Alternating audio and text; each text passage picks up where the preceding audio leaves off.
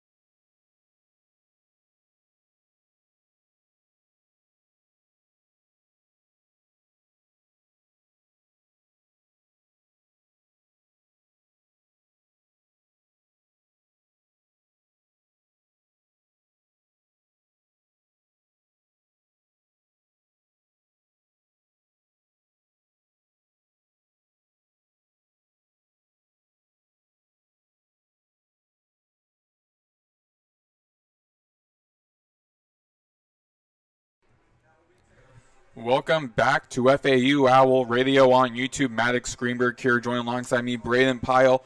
We are moments away from kickoff. FAU hosting Memphis Tigers for the first time in this stadium and for the first time in conference play. The Owls wearing their all-red uniforms with white helmets to commemorate their 25th season as a program.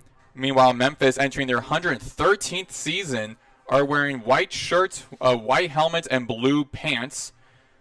The Owls, I believe, are going to have one kickoff. You'll see momentarily. The officials for tonight's game, referee Matt Overton, and for replay, Joseph Magnuson. The coaching staff for FAU, first-year head coach Zach Kidley, who comes in from Texas Tech. With him includes Brett Dewhurst, the first-year defensive coordinator in his first year as a defensive play caller, and special teams coordinator Tyler Chauvinik.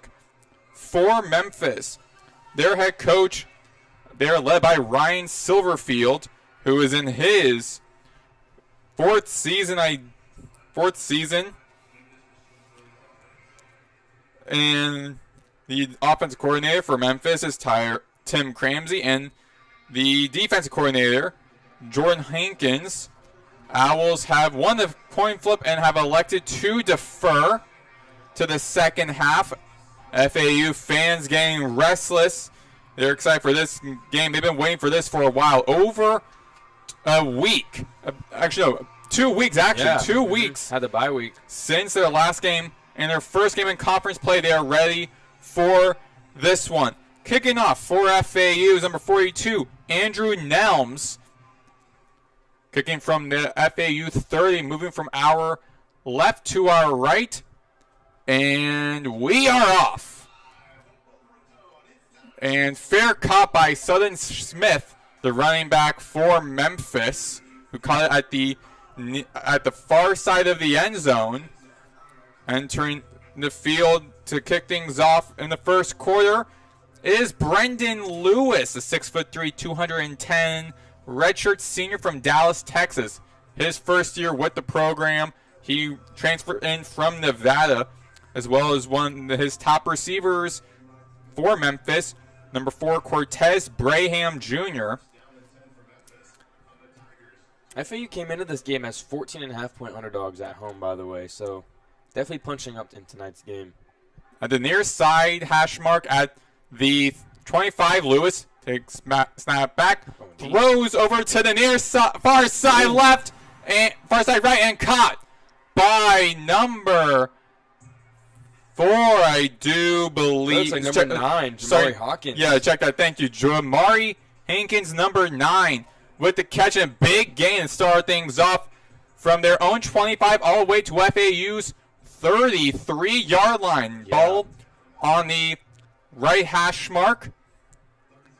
Big play. They went empty formation. No running backs. Just aired it out first play. Brandon Lewis drops it in the bucket. Hawkins honestly just beat his man one-on-one downfield. Lewis with a handoff to his running back and stopped by FAU at the 30-yard line. We don't know that for sure, as there is a penalty marker on the field. It's going to be offsides, I believe.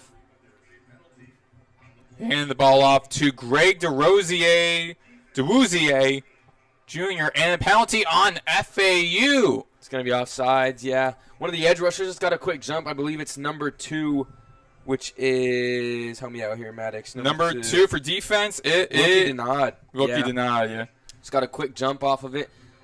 Could kind of tell based on how quick the referee threw the flag. Now it's 1st and 5 at the 30, or actually like the 29-yard line or so. 1st and 10 at FAU's 28-yard line. Another handoff, but fake. Lewis takes it, runs right, and break is taken down by number 96, Josh Roberts.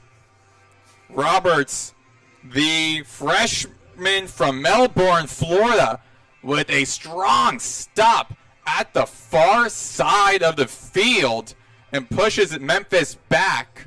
2nd and 6.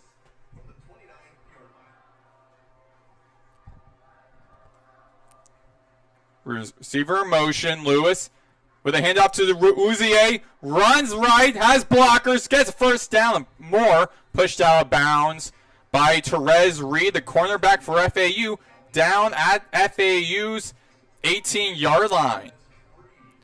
So far, FAU is doing the opposite of what I said they needed to do. They had that offsides call 2 plays ago. And on the first play of the game, they gave up a 40-yard bomb. And now they're already in the red zone here with a new set of downs. 3 receivers left, 2 to his right. Empty backfield for Brendan Lewis. Receiver in motion. Lewis claps his hands. Looks left. Takes a handoff. Runs down the middle. Down the seam. Open terrain and waltzes his way into the end zone. Touchdown, Memphis. That is just the dual threat ability of Brandon Lewis on full display. I'm not sure if that was a designed QB draw, but it sure looked like it. He saw open grass and ran with it all the way. Wow, what a starting drive for Memphis. An 18-yard rushing touchdown to cap it off. The first play from scrimmage. A 40-yard throw from Brandon Lewis. His only passing attempt and completion on that drive. That is pure dominance. That is how you go on the road and punch your opponent in the face. You're saying, hey, we're 4-0. We're one of the top dogs in this conference. You guys are a little boy to me. And that was a quick, easy first drive for Memphis. That ends with 4 plays. An 18-yard touchdown by Brendan Lewis running up the seam with no block, with no FAU players stopping him. And Memphis Tigers are up 7-0 early here. When we return, FAU offense gets the ball. You are listening to FAU Owl Radio on YouTube.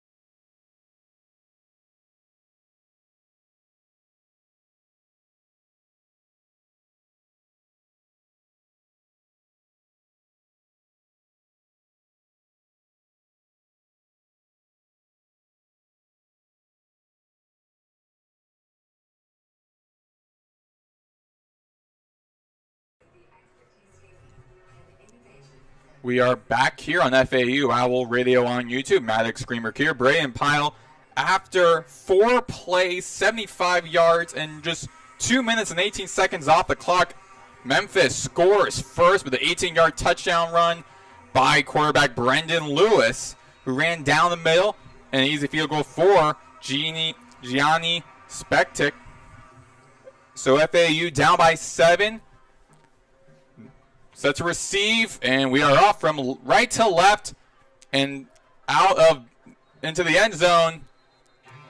And the returner, number 3, Duda Derek Rogers, who's playing cornerback today, calls a fair catch. FAU will start the ball at their own 25-yard line, being led by the former Conference USA Player of the Year last year, Caden Velkamp, who this season has 880 yards, 90 passes completed this season. Trips right, quick handoff to Jamari Sands, runs to the right, to the near side at the 28-yard line, stopped by Memphis. That'll be a gain of 4 yards.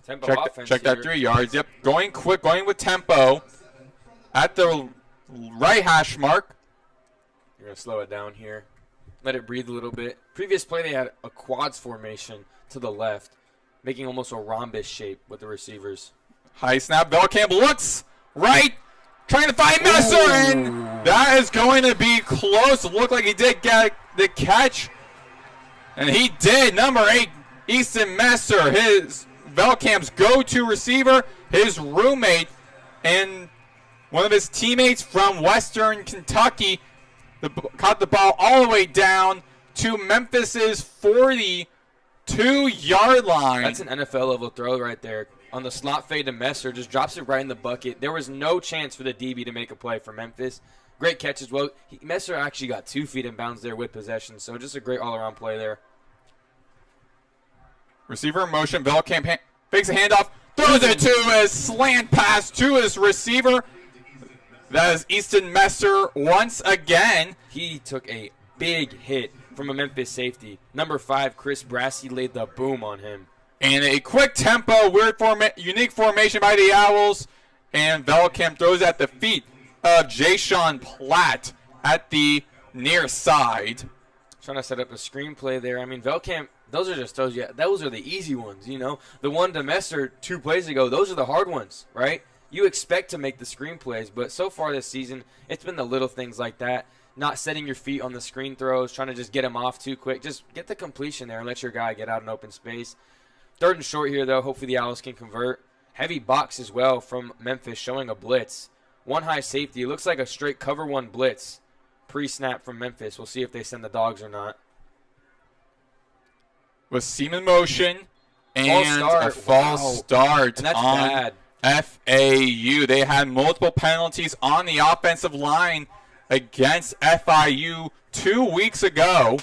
Wow. And that'll be a 3rd and 14, I believe. 3rd and 9. 3rd and 9. There's 2 reasons that's bad. Obviously, you go back 5 yards.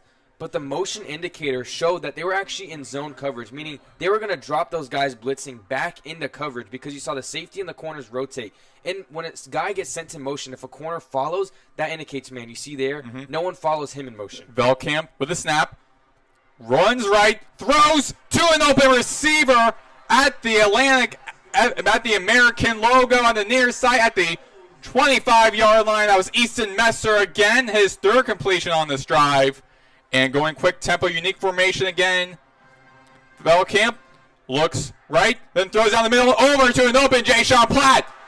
He goes down the seam, over to the far side, inside the 10-yard line, inside the 5-yard line. And not be at the 5-yard line. Again, quick tempo for FAU. 3 receivers right. Velkamp with blockers. Takes it for himself down the middle. It will be short. The referees rule a touchdown. Velkamp and FAU answer just like that. It is 7-6. FAU. That is how you respond. Your defense goes out there and has a lackluster drive. Offense comes out, says anything you can do, I can do better, Tigers. You're going to come here and you're going to score on opening drive? Nope, we're going to defend our home turf. Great drive. Velkamp, that is how you set the tone in the game.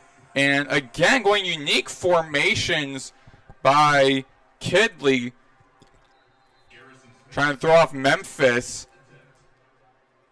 That was a 6-yard touchdown run. They're going to review by Velkamp, and they're going to be reviewing. I did believe it looked pretty close as he dived It might have looked like his forearm might have hit inside the one. I do think it's going to come down to his knees because his arms were up in the air reaching over the plane. But once again, Owls respond nonetheless with a quick drive. 2 quick drives from both teams offensively, showing how aggressive both offenses are. The first offensive drive for Memphis, they score within 2 minutes and 30 seconds, while FAU, if this call stands, FAU will have scored with just 2 minutes and 12 seconds off the clock. Going into that, Memphis, 4 plays, 75 yards, 2.5 minutes with a touchdown on the 18-yard rush.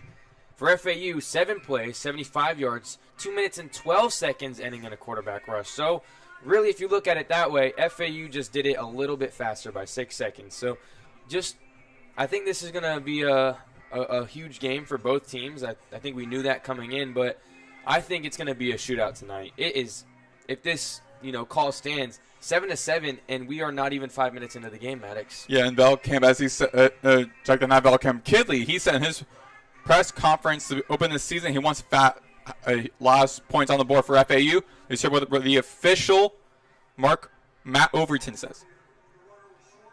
Wow, he was short, and it will be a second down for FAU inside the 1 yard line. Half a yard. I mean, the worst thing you can do here is not get a touchdown. Like, you just punch it in. Second and goal from the half-yard line. Maybe just run a QB draw. I know FAU doesn't really go under center as an air raid team, but maybe now is one of the times where you get that goal line package out, send out a couple tight ends, maybe a fullback, and let a talented running back like Jamari Sand just get half a yard for a tutty.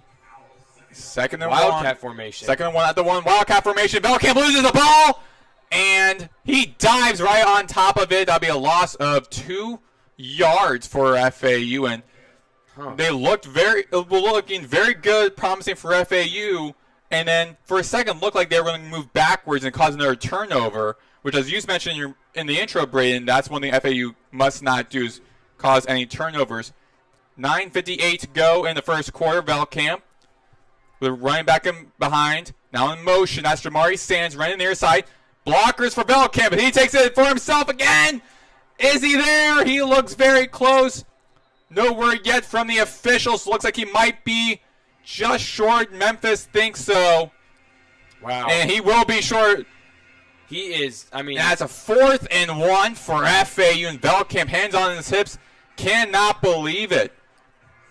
After the initial touchdown that was overturned, 3 straight plays can do nothing. Owls being aggressive with Velkamp behind the snap. Jamari Sands with blockers. Velkamp runs to his right at the pylon, the near side corner, touchdown, FAU. And just like in their first home game of the season against FAMU, FAU scored the first touchdown of the game, and they went for 2 offense on the special teams instead of going for the field goal. So Kidley is proving how aggressive he is, and once again, another unique formation try to throw off Memphis as FAU going for the extra point.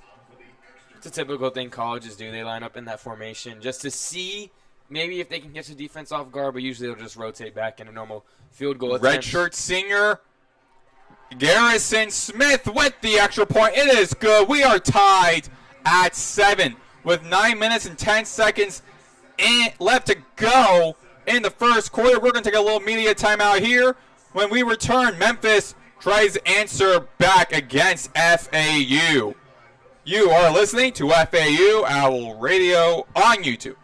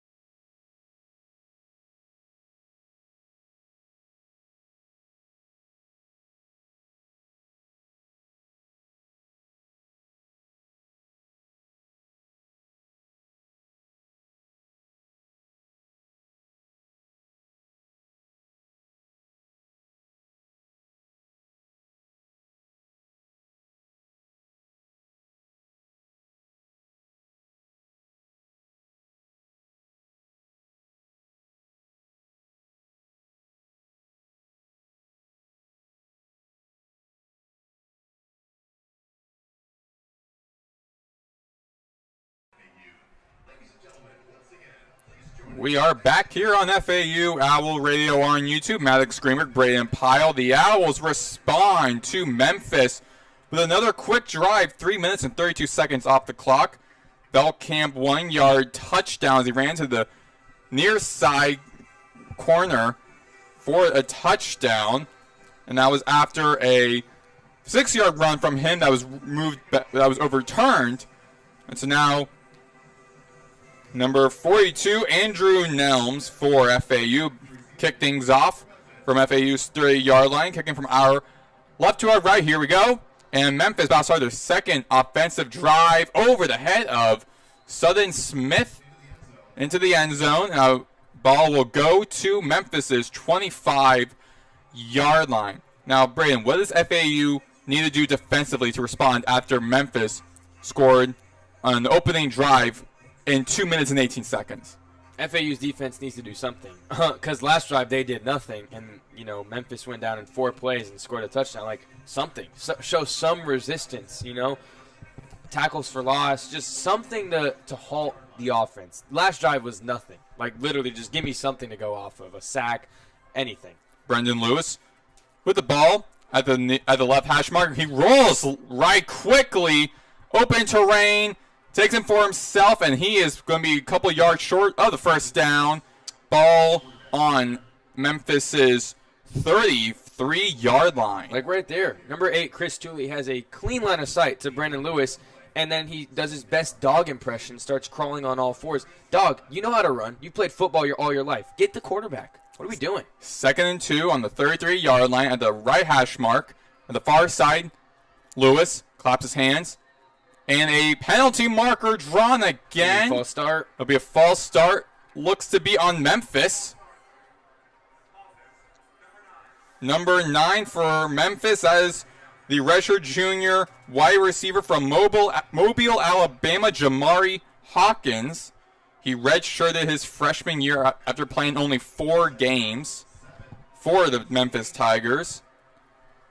So the ball back on the right hash mark at Memphis's own 33-yard line. FAU showing blitz. Lewis with a handoff. Takes it for himself up the middle.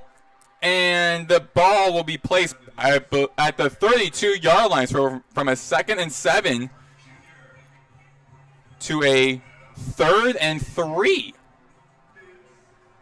And 3rd down for FAU. FAU needs to respond and get something going defensively. Yeah, now, already it's improvement from the last drive, getting them to a 3rd down. They are 31st in the nation on 3rd down conversion percentage defense. Lewis with a handoff, looks left, looks right, rolls left. Open terrain, gets the first down and some more. Dives at Memphis's own 39-yard line. Ball be placed under the Howard Schnellenberger field marker. Will be just under the I in the field. Ball will be on the... Kamari Johnson almost had Lewis, but Brandon Lewis just too athletic. Burns him to the outside and is able to get the first down and then some. Ball on the left hash mark. Lewis, the runner in motion. 2 to his left, one into his right, and another penalty marker fall. It'll be another false start for looks to be Memphis. They were drawing back. Defenses can't have false starts, so when the referees roll their arms around like that, it's a false start on the offense. So far, penalties, we said in the beginning, were going to be a problem for FAU, or they have been a problem all season. But right now, it's Memphis that's shooting themselves in the foot, sending themselves 5 yards back now, 1st and 15. First and 34. 1st and 15 on their own 34-yard line. Lewis looks right. Pocket collapsing a little bit. He takes it for himself. Open field. No one near him. He runs to his right and meets a couple blockers, and he makes it all the way near midfield at Memphis's own 47-yard line. First down for, check that, 2nd and 2 for Memphis. 2nd and 2. At what point does FAU put a spy on Brandon Lewis? Does he have to reach 100 rushing yards? Handoff for Memphis. That'll be Sutton Smith. He runs into the middle, and that'll be a first down for the Tigers, a 3-yard gain. ball will be placed at actually a little bit beyond midfield at FAU's own 49-yard line. So we have 1st and 10 with 6 minutes and 5 seconds to go and counting here in the first quarter. Memphis hoping to win, looking to win time of possession in this first quarter. Trips left. One receiver to his right. Running back to his right. Now in motion. And over to the left side. Lewis throws a quick pass over to his tight end. And check that to his number 1 receiver, Cortez Brayham Jr., who gets another first down for Memphis. Ball placed at FAU's 39-yard line. Anytime, like I said earlier, you send a guy in motion and someone follows him from across the formation on defense, it's a man indicator. So right there, he hits him on the quick slant because he saw the guy that was guarding Braham Jr. was 10 yards off the line of scrimmage. So this quick slant is obviously going to be there for the first down. Two receivers to his left. Lewis claps his hands. Hands the ball off to his running back. Runs left. And tackled at FAU's 36-yard line. We'll say FAU's doing a little bit better this drive. Or a lot better, I guess, compared to the first drive. They are showing me something, and that's all I asked of them. You asked me earlier. I said, just show me something. They're showing me something, but a lot of missed tackles so far just on this drive alone. Number 44 for FAU, Tyler Stolsky, had a clean shot on the running back and just got his ankles broken. 2nd and 7 on FAU's 36-yard line. Lewis with a receiver in motion. Oh, ooh. Looks down the middle, then runs down the middle, takes it for himself, and tackled behind, and flipped over by number 2 for FAU. Wilkie Denard. The redshirt sophomore who initially played for Mississippi State. And the FAU sidelines loving it. 3rd down for Memphis. The ball will be placed on FAU's 34-yard line, so it will be a 2-yard gain. 3rd and 5. This is 4-down territory. I don't know how good Memphis' kicker is, but 4th and 5 from this area on the Owls 35. I think you go for this if you're Memphis. Lewis fakes a handoff to Rouzier. Throws it over to Sonnen Smith. Gets tackled. He didn't get it. And 4 or 5 short short for FAU. Tackled by number 3 for FAU. Derek Rogers. Wow, they're going to send the field goal unit out there. And 4th and 5, and the Memphis Tigers sending Gianni Spedic out to kick from FAU's 34-yard line. It's a 52-yarder. 52-yard field goal for Spedic. I don't really agree with it, but if their kicker has it in him, he has it in him. 52 yards out. The right-handed kicker, right leg kicker, and it is just in, just above the crossbar, and Memphis extends their lead by 3. They reclaim the lead, 10-7, with 3 minutes and 8 seconds to go. We take another media timeout. You are listening to FAU Owl Radio on YouTube.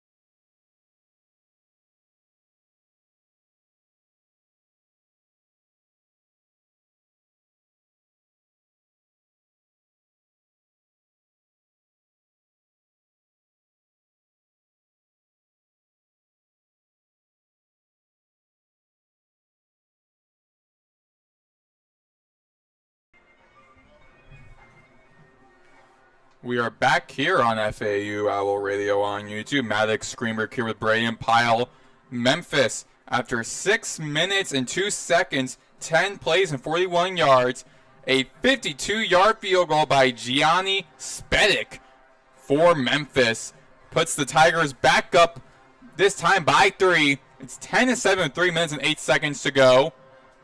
Moments away from the kickoff from Spedic at Memphis's 35-yard line.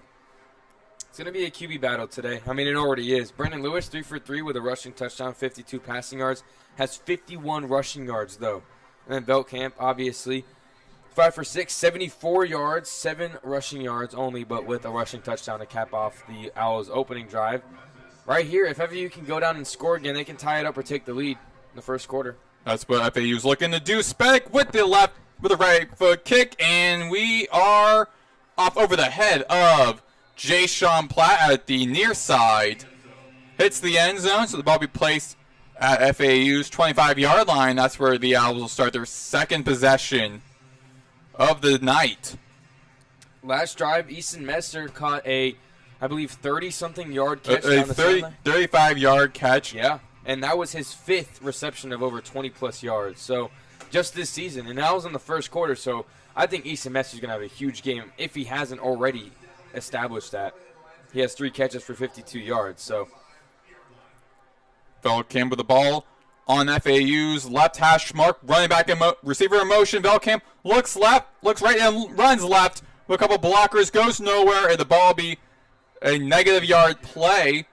Now he's got to come out of the game for a play because his helmet came off. With Beltcamp, and that'll be good for Memphis as Beltcamp's helmet falls off. That'll be Zach Gibson running onto the field for this one play for the Owls. I guarantee you. Lost his helmet. It is a 2nd and 12, 2-yard loss. Beltcamp looks visibly upset about that. 95% of the time when that happens, it's a run play, next play, and let's see what happens here with the backup in for one play. Messer in motion. As you said, handoff to Jamari Sands, runs left and tackled back at the American Athletic logo at the 25-yard line. So a 2-yard gain, 3rd and 10. Check that, 3rd and 8 for FAU. 4-yard gain. Beltcamp returns for FAU. Ball still placed on the left hash mark, the far side from us. Going from left to right. Beltcamp claps his hands, looks right, looks down the middle, finds as a receiver Jay-Sean Platt, but through his hands. He had possession of it at near midfield at the 45-yard line. But it'll be a 4th and 8.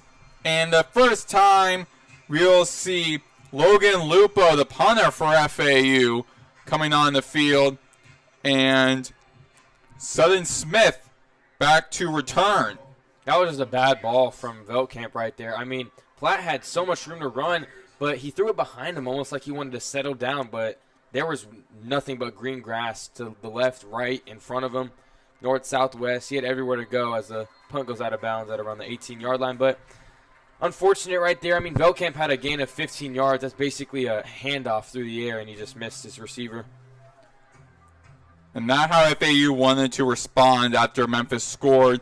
And because of that, Memphis, with a great punt by Logan Lupo, ball will now be at the 18-yard line. That's where Memphis will be starting things off for 1st and 10. And it looks like with 2 minutes and 1 second left, I mean, the first drive for Memphis, they score with 2 minutes and 18 seconds off the clock. So they could go for another quick drive. That's how FAU wants to respond. Brandon Lewis and Memphis with the ball on their left hash mark, on the near side of us. Looks like man coverage here. Yeah. Receiver in motion. Lewis looks left, looks down the middle, looks over left, and in the competition between number 11 for FAU, Gavin Marcelin, and number 9, Jamari Hawkins. And double coverage as well. A matchup between those two and in double coverage is a 2nd and 10. Ball still placed at the left hash mark. Marcelin, an edge rusher, was 20 yards downfield in coverage. I'm not sure how that ends up happening. Handoff for Memphis, and DeRuzier goes nowhere as a sea of red just encapsulates him. Najon Barber just blitzed through the Memphis O-line there to get the TFL. Now 3rd and 10. If you can get your defense off the field here, get the offense right back out there, it's basically like you're responding to their touchdown drive or their field goal drive a moment ago. Brett Dewhurst looking for a win defensively. Of the first 2 possessions by Memphis resulted in points. FAU showing one high safety man coverage across the board here on 3rd and 11. They bring the pressure. Lewis and the pressure and sack by number 5 for FAU, Deshaun Batiste, the transfer from Tulane, the junior. That's a bad job by Brandon Lewis there. He's been pretty good all game, but, I mean, if I can see it from the booth as a quarterback, you have to see it. On 3rd and long, they have a stacked box, and they're showing man across the board with the one high safety. You got to get the ball out quick. I mean, don't turn the ball over by any means, but get the ball out quick. You cannot take a sack there. And now, I mean, your punter's punting from the own end zone. You know what I mean? Their punter, Lachlan Kerrigan, is punting from the A on the Atlantic logo. From his own end zone, Kerrigan, high punt, fair catch, signaled by Easton Messer at FAU's 45-yard line, and great field position with 22 seconds left on the clock for the FAU offense. And great win defensively for Brett Dewhurst and Deshaun Batiste and the FAU defense. Yeah. But now we're going to see how the offense will respond to that. I said it pregame. You got to get them behind the chains, and they did that, right? The run that was blown up by the Owls D-line, and then they get the sack, which forces the punt ultimately. The ball on their own, on the right hash mark, Xavier Terrell runs up the middle and onto FAU's 48-yard line, 11 seconds and counting. Here in the first quarter, they're looking to get one more play in before time winds out. Trips right. Handoff again to Xavier Terrell. Shakes off one tackler and gets tackled into Memphis territory at Memphis's own 46-yard line. And that is how they will end the first quarter. 10-7 with FAU in Memphis's territory. When we return here from the break, you are listening to FAU Owl Radio on YouTube.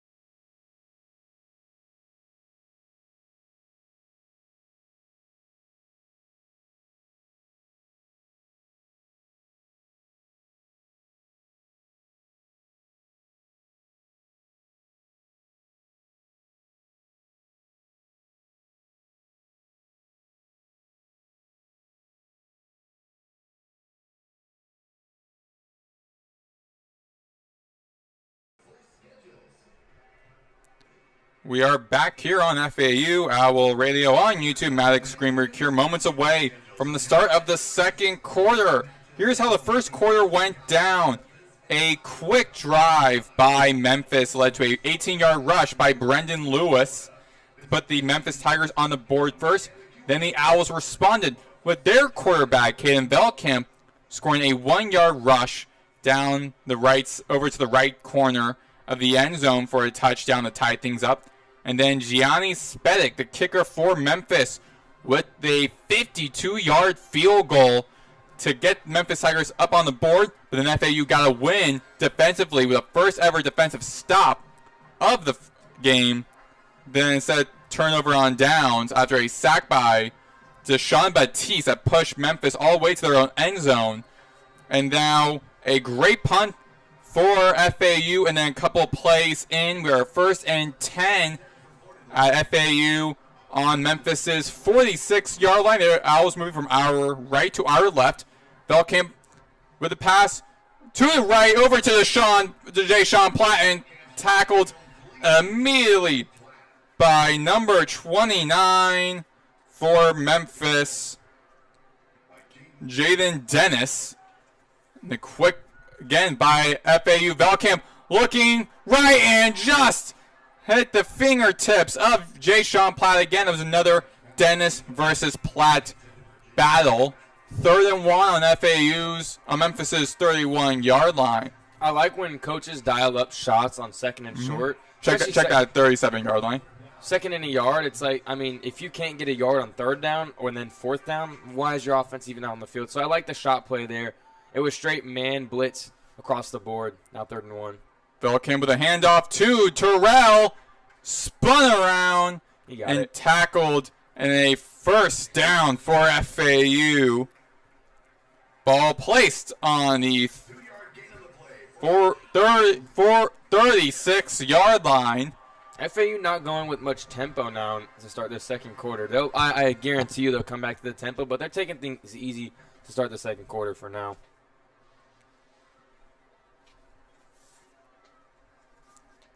The receiver in motion for FAU. Ball placed on their right hash mark, and their handoff to Xavier Terrell. Avoid some blockers, running right, and taking out of bounds. A loss of 2. 2nd and 12. They keep sending guys in motion, and they keep getting man reads where the guy follows. And right there, it's like you got to use that to your advantage. And in man, when you're man-to-man, it's your guy versus their guy. Across the board, it's your guy versus their guy. And I don't think FAU isn't giving their guys enough opportunities to make plays. And check that as went back to line of scrimmage. A pass left over to number 9 for FAU. Dominic Henry, the redshirt junior from BYU in his second season with the Owls. A 3rd and 5, ball on Memphis's 31-yard line. Ball on the left hash mark on the near side. Trips right. Trips left for FAU. Velkamp. It's a bunch setup on the left side for Velkamp here with one receiver out wide to his right. Running back in motion. Velkamp looks down the middle to his tight end, Michael Kirch, and a first down for FAU. Good play call as Kirch stumbles trying to get back in his spot.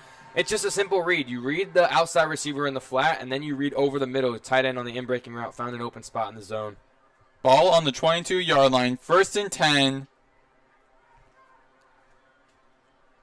2 receivers on top at his left and his right. Velkamp hands the ball off to Xavier. Check that to Jamari Sands. Goes nowhere. Back to the line of scrimmage. 2nd and 10. I would have liked that to be a read option play call so you put more stress on that outside defender having to make a decision. Do I go for the quarterback or do I stick with the running back?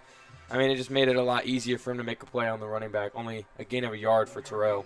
With 1 yard gain from Terrell. From Jamari Sands, actually. Sands. Velkamp with 2 receivers on his left and his right. Messer in motion. Velkamp looks right. Check out, looks left, looks down the middle to Jamari Sands. who makes his way all the way over to the 12-yard line. And a first down for FA. Actually, it'll be ruled just short. 3rd and 1. Just there. Quick motion. Belkamp with a defensive lineman ball comes out on his ankle. Loses a possession. But FAU recovers. I think because of the fumble, they're going to be marked short. Belkamp was falling forward and then lost the ball. Now it's short 4th down. They're going to have to decide. Are they going to kick the 3 and tie the game up, or are they going to go for it? That was from number 3, Sam Brumfield. Looks like they're going to keep the offense out there. Of Memphis, the redshirt senior Virginia Tech transfer who had Belkamp by his ankles. Belkamp was trying to move forward, loses possession. They regained the possession by winning the offensive lineman. Be a 4th and 2. And once again, the Owls are going aggressive. They know Memphis is a tough opponent to play against. Ball on their own 14, and timeout called by Zach Kidley.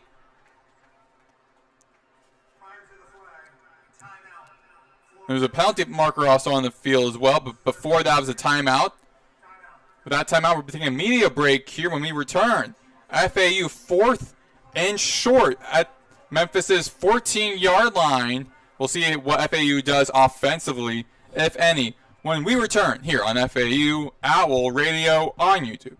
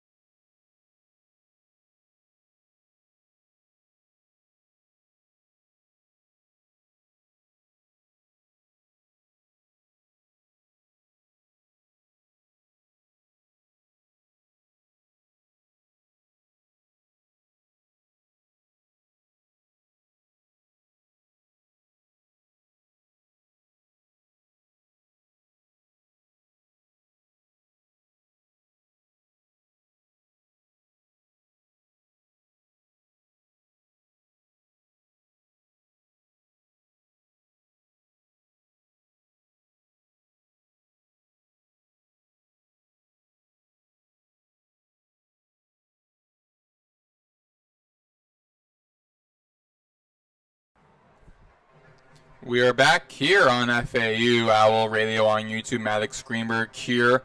And the offense staying back on the field after a forced fumble recovery by FAU, while Ever Russo, not Sam Brumfield, grabbed Belkamp by the ankles and caused that fumble, and the fumble recovery from FAU is now a 4th down and 2. Ball on the 14-yard line. It looked like during the media timeout they're preparing the kick. However, FAU remaining on the aggressive side offensively. Belkamp looks right, throws to an open receiver. That's Kirch again. Runs all the way down to the 5-yard line before being tackled out of bounds. and a first down, and in the red zone for FAU. Great play call there. It looked like an RPO draw type play, so if Velkamp likes to read to run it, he can, but he has a tight end leaking out in the flat, and the tight end was wide open, not a defender within 10 yards. Gets down to near the 5-yard line. Great call there by Zach Kidley. I feel like he's finally finding his groove in this game with the offensive play calling in this young team. Yes, you got to love the aggressiveness from Kidley in this game as of now. Velkamp takes it himself. Rolled back, takes it, impromptu throw into a receiver at the right corner of the end zone, but just short. That was to Jamari Sands, the running back, who was at the right corner. Velkamp was being chased by defenders. Then at the last moment, throwing the ball, and just at the fingertips of Jamari Sands. That would have been a SportsCenter top 10 play right there. But yeah, I'm not sure why Velkamp didn't let it go earlier, because if that was the play design, which I'm assuming it was, because why else would you have a running back out there by the pylon? Why didn't you just throw it earlier? I mean, there's no one guarding him to start when you initially ran it. So, I don't know, bad decision-making. But now, I mean, no harm, no foul, because you didn't lose any yards, just an incomplete pass. Yep, 2nd and 5. They're actually moving the ball. Oh, they're going to say he was down. They'll say he was down as he was falling, he was throwing the ball. Illegal downfield pass is the call. They called him a legal downfield pass. That'd be a legal downfield pass. So 1st and 10, second and sweep 10 on the 10-yard line, and Jay-Sean Pyle with a jet sweep runs left all the way to the left pylon of the end zone, and touchdown FAU, and the Owls take the lead for the first time tonight. Another great play call from Kitley, and FAU has the lead, about to be 14-10 over Memphis. That's a legacy drive for Kitley right there. I mean, he was in his bag like fries were at the bottom of it, Maddox. Every single play call, it seemed like he could do no wrong. That 4th and 2 play call was the best one of the drive. Oh, my God. Garrison Smith misses the kick. Impromptu play. I jinxed Garrison it. runs left. Runs right and just throws the ball out of bounds in front of 2 Memphis defenders. Not how the Owls wanted that to work out. Hoping to get a 4-point lead, is now a 3-point lead. So within a field goal of having this game tied. 13-10 FAU. 13 plays, 56 yards, 5 minutes and 37 seconds off the game clock. A 10-yard touchdown by Jay-Sean Platt puts the Owls up by 3. We will take a break here on FAU Owl Radio on YouTube.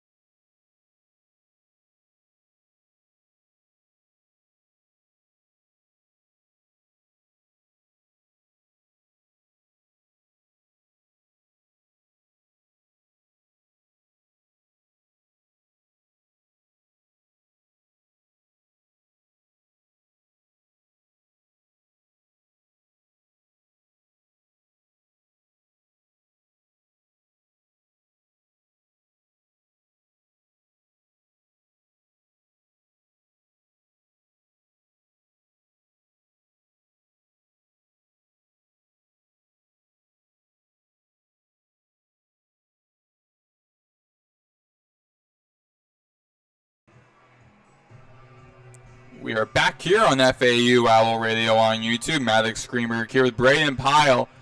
13-10 FAU over Memphis. A 10-yard touchdown, a jet sweep rolled left by Jay-Sean Platt. Got the lead for the Owls for the first time tonight.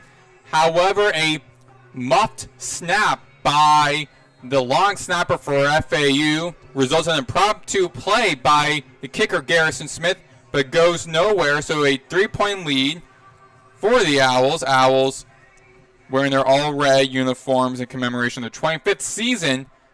Red uniforms from their 2019 team. With a kick from right to left over the head of Southern Smith at the near side by the kicker Garrison Smith, and a first down at the ball be placed at the Memphis's 25-yard line. Good response there from FAU. I mean, I really still feel bad for jinxing the PAT. I mean, you rarely see PAT misses, and it wasn't even a PAT miss. It was just the snap was off, and it skipped into the snap holder, and it was a fumble, and, you know, that sucks. So 13-10, FAU leads, though. Lewis looks right over to his receiver at the near side, and that'll be Hawkins again. Ball placed at the 33-yard line. Quick bubble screen there from Lewis. Gun formation. I mean, the Owls DBs were just backed off, so that's almost a free 7 yards as long as you make the throw. 7-yard gain, 2nd and 3. Ball on the 32, 9:16 to go and counting. Ball on the right hash mark. Lewis hands ball off to DeRouzier. Rouzier runs right, and almost a spear tackle from FAU's defense. Number 18, Zion Pere. Check that, number 16 for FAU, Earl Miller Jr. So it'll be a first down for for Memphis. Ball on the 39-yard line. 8:52 to go and counting here in the second quarter. Memphis looking to get back on the board and get the lead again. Lewis, ball on the right hash mark. Steps back and almost sacked. And he rolls left, and just throws out of nowhere into Memphis's sideline. And that FAU defender just came running, unguarded, and threw Lewis into a loop. We had a roll left and just threw the ball out of bounds. Luckily, did not get an intentional grounding penalty on there. 8:29 to go. 2nd and 10, ball still on the 39-yard line. I think it was number 8 or it was number 0, Wender Fuller, on the cornerback blitz. It was cover 1 across the board. It was the disguise zone with the cornerback blitz coming off the edge, and that's what ultimately got the pressure. Lewis takes the ball, runs left, open terrain, stumbles, and shoved and spun out of bounds at Memphis's 48-yard line. 3rd and short now after the Lewis keeper couldn't quite get there. It's going to be 3rd and 2, I believe. Brendan Lewis looking a little shaken up from that penalty. He was spun around like a rag doll. Yeah. At the far side. So it'll be a 3rd and 3, ball on the 46-yard line. Yeah, he still hasn't gotten up. I mean, he's sitting up straight, so I'm assuming it's more of a lower body injury. But the backup Arrington Maiden. Yeah, Arrington Maiden, redshirt freshman from College Station, Texas. A 3-star recruit, number 68, the 68th quarterback in the country by 247 Sports. Could replace Lewis, still shaking up. He's going to the medical tent for Memphis. Just limping to the sideline, just gingerly walking. So Arrington Maiden. What a name, by the way. Taking the reins of Memphis's offense on a 3rd and 2 on the 47-yard line. So they ruled that he was out of bounds with at 3rd and 2nd. Initially called 3rd and 3. With Maiden on the field, they're going to run up the gut with 2 tight ends as well, 3rd and short. Hands the ball off to his running back. And that'll be a first down for Memphis. Greg DeRouzier up the middle. I mean, you might as well go goal line there. How many times do you see your backup come in and not hand it off up the middle in a game like this, especially 3rd and short? Kind of predictable play call, but a new set of downs for Memphis at midfield now. 1st and 10 in the midfield. Maiden, ball on the left hash mark. He's alerting the play. As the D-line shifts, Maiden's now calling out the defense and alerting to the second play. Claps his hands.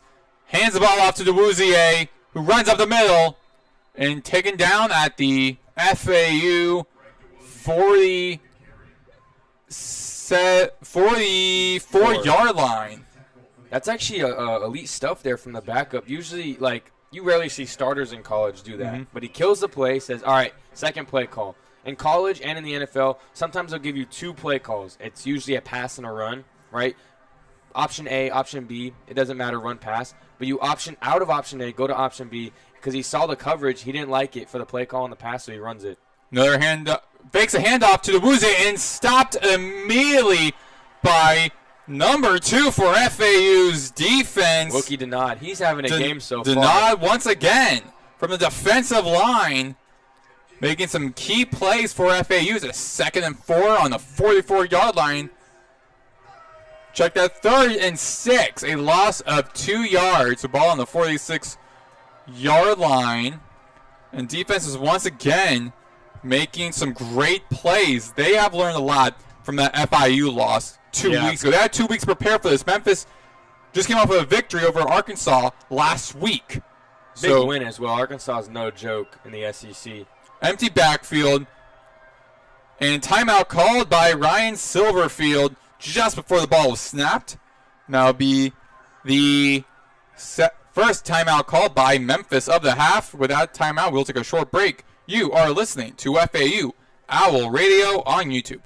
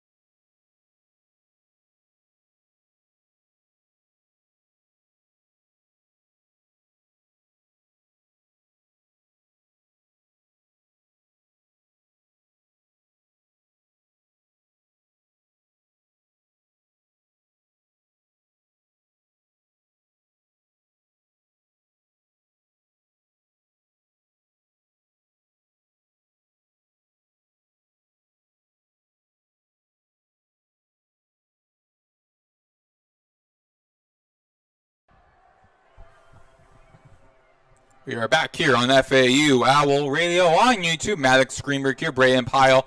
13-10 FAU over Memphis. Memphis with the ball, 5:50 to go.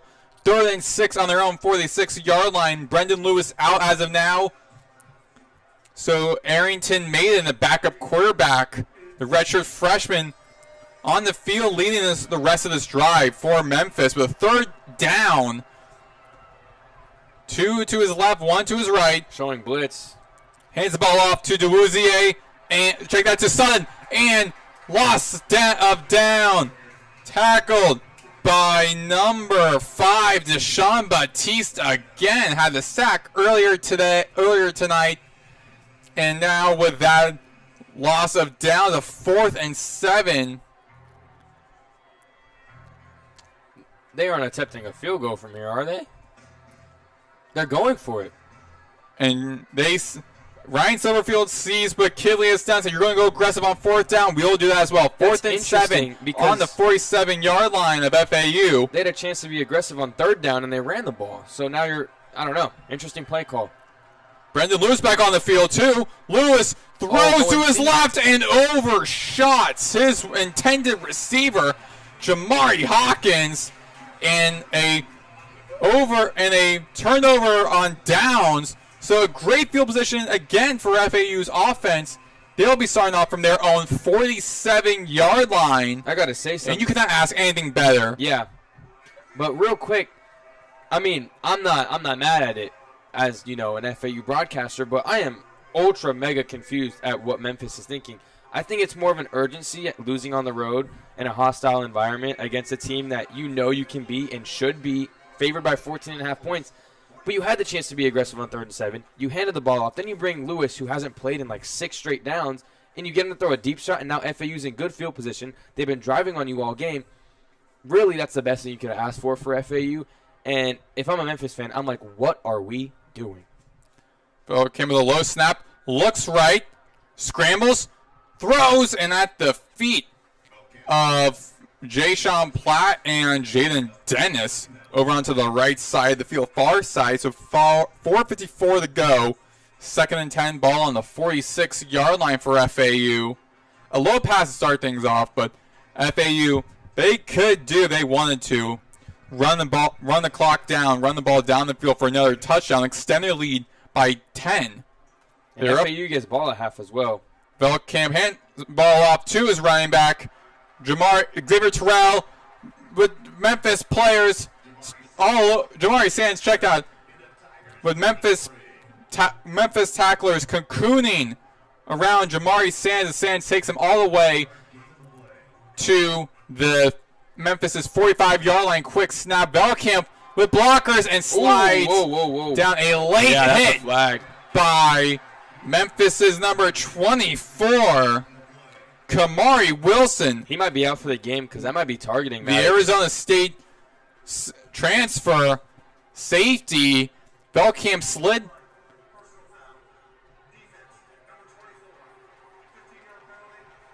Okay, they're just going to call it a personal foul. They might review it for targeting. I don't know. He led with the helmet. I thought they would.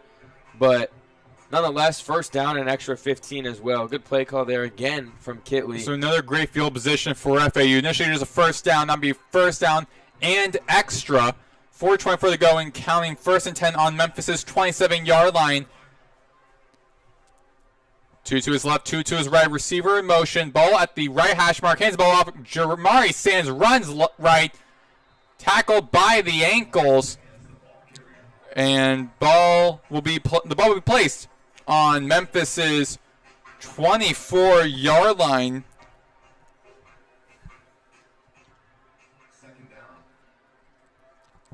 Velkamp with the snap. Looks down the middle. Finds a great catch by Jay-Sean Platt in the slant route. In the middle of the field. Ball be placed at Memphis's 14-yard line. 1st down. New fresh set of downs for FAU. Tempo again. Velkamp hands the ball off to Jamari Sands. Jukes a couple of tacklers. And gets plummeted by Kamari Wilson. And Sands is injured. Sands had tacklers on his legs, wrapped around his legs, and while he was trying to move forward, Kamari Wilson, who previously had a personal foul penalty call on him, came over and just hit him almost like in the sternum near the head with a shoulder pad, threw Sands into an awkward position, and now he is injured. I'm assuming it might be a leg injury possibly, and Jamari Sands, FAU's top running back, might be out the rest of this game, which could be troubling for FAU looking ahead into this game. Yeah, I mean, this is not what you want to hear if you're FAU. I mean, talented back, but Xavier Terrell can definitely hold it down as well. I want to talk about that first down that they got earlier just 2 plays ago. Velkamp with amazing pocket presence. He had 2 edge rushers coming off the edge. He steps up and delivers a bullet over the middle. Like I said, those are NFL-type throws. When you look at a guy, when you're scouting, when you want to look at guys in college with young guys who have big arms, who can run it, you look for that as well in games because you know he can throw it deep. You know he can run. You know he can do all that stuff. You want to see that. You want to see the little things go his way. And I think we're seeing that in this game where we haven't in previous games. He hasn't turned the ball over yet, which every game he has thrown an interception. He's thrown one in the first half. So don't want to jinx it. I'll knock on wood. But it doesn't look like he's going to throw an interception in the first half of this game. Don't know how the second half is going to go. But so far, Velkamp has impressed me. On the day, 11 for 15, roughly 130 yards. Doesn't have a passing touchdown, but he has a rushing touchdown. And he's really done a good job of leading the offense up and down the field. Even when the offense gets halted, the defense has done a good job for FAU. And Velkamp just comes right back out there and he says, I'm the best player on this field. I won CUSA Offensive Player of the Year last year. Like, I'm that guy, and I think that's what it is with him. You know, new environment. There's a lot of new things around him. You just got to get that confidence back, and I think we're seeing that right here. I think we're going to see a touchdown throw right here on a 2nd and 9. Jamari Sands able to walk off of his own feet. So that's good to see if you're an FAU fan. Ball on Memphis' 14-yard line. Kidley with 2 receivers to his left, 1 running back. That would be Xavier Terrell onto his right. Hands ball off to Terrell. Runs down the middle. Tackled by Brumfield at the Memphis' 8-yard line. Check that 9-yard line. That would be actually Chauncey Logan, the tackler for Memphis. 3rd and 5 now for FAU.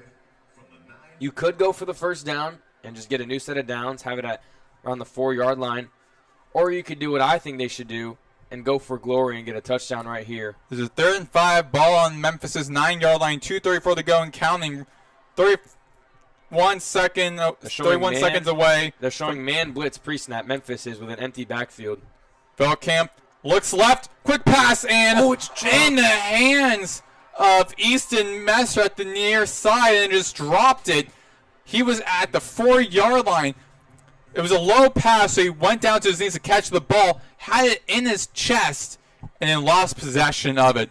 And if you're Easton Messer, you would 100% want to have that back. 2:21 to go, 4th and 5. They're going to go for the extra point to bring the score put themselves up by 6. That's one of the easiest catches Messer has probably ever had to make. I mean, it's a little 5-yard hitch route for the first down. You don't even have to worry about getting hit because you're already on the ground as a field goal is good. Yep. FAU goes up 16-10.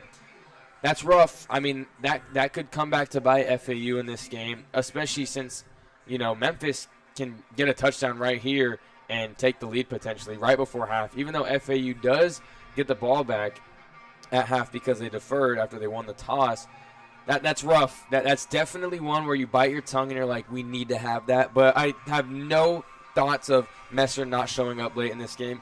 I mean, we're going to need him in this game. If FAU wants to win, he's got to show up big time. And that's that, really. Velkamp looked good, though, in this first half. He might be able to get another opportunity with 2:18 left if the Owls defense can come up clutch here. A 27-yard field goal from Garrison Smith puts the Owls up by 6. And the FAU fans getting restless. The bench for FAU getting restless as well. Everyone knows how important of a game this is. FAU wants to get back into the win column and not open the season 1-3. Garrison Smith with the kick from the right to the left for the kickoff from the FAU's 35-yard line over the head again of Southern Smith at the near field. So the ball will be played at Memphis's 25-yard line.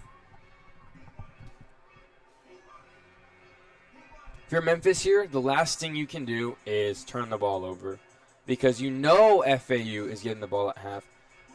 So if I'm Memphis's coach, Ryan Silverfield, I want this to be the last possession before half. Mm-hmm. Even if we don't score or whatever, you don't want FAU's offense to get back on the field with any more than 30 seconds because that's enough time. Yeah, because FAU, they've shown me have completed possessions or completed drives in quick fashion. Plus, also, they get the ball in the second half. Lewis back on the field. Ball on the right hash mark. Clean Looks down the middle. And a short pass to Brayham as Lewis gets pushed down to the ground. FAU's doing a really good job of just keeping everything in front of. Ever since that first drive, FAU's done a really good job of keeping everyone in front of them as we're going to approach the 2-minute warning. But they're running two high safeties, and they're just, like I said, they're keeping everything in front, and they're rallying to the football right there. Lewis had time to throw. There wasn't much pressure. Checks it down, but there's a guy right there for FAU to make the tackle. Mm-hmm. And that's that. That's the story of this game so far on defense for FAU. Besides that first drive, they've done a good job of limiting the explosive plays, and they've done a good job of tackling as well. 2-minute timeout, ball on Memphis's 28-yard line. We'll take a break here. You are listening to FAU Owl Radio on YouTube.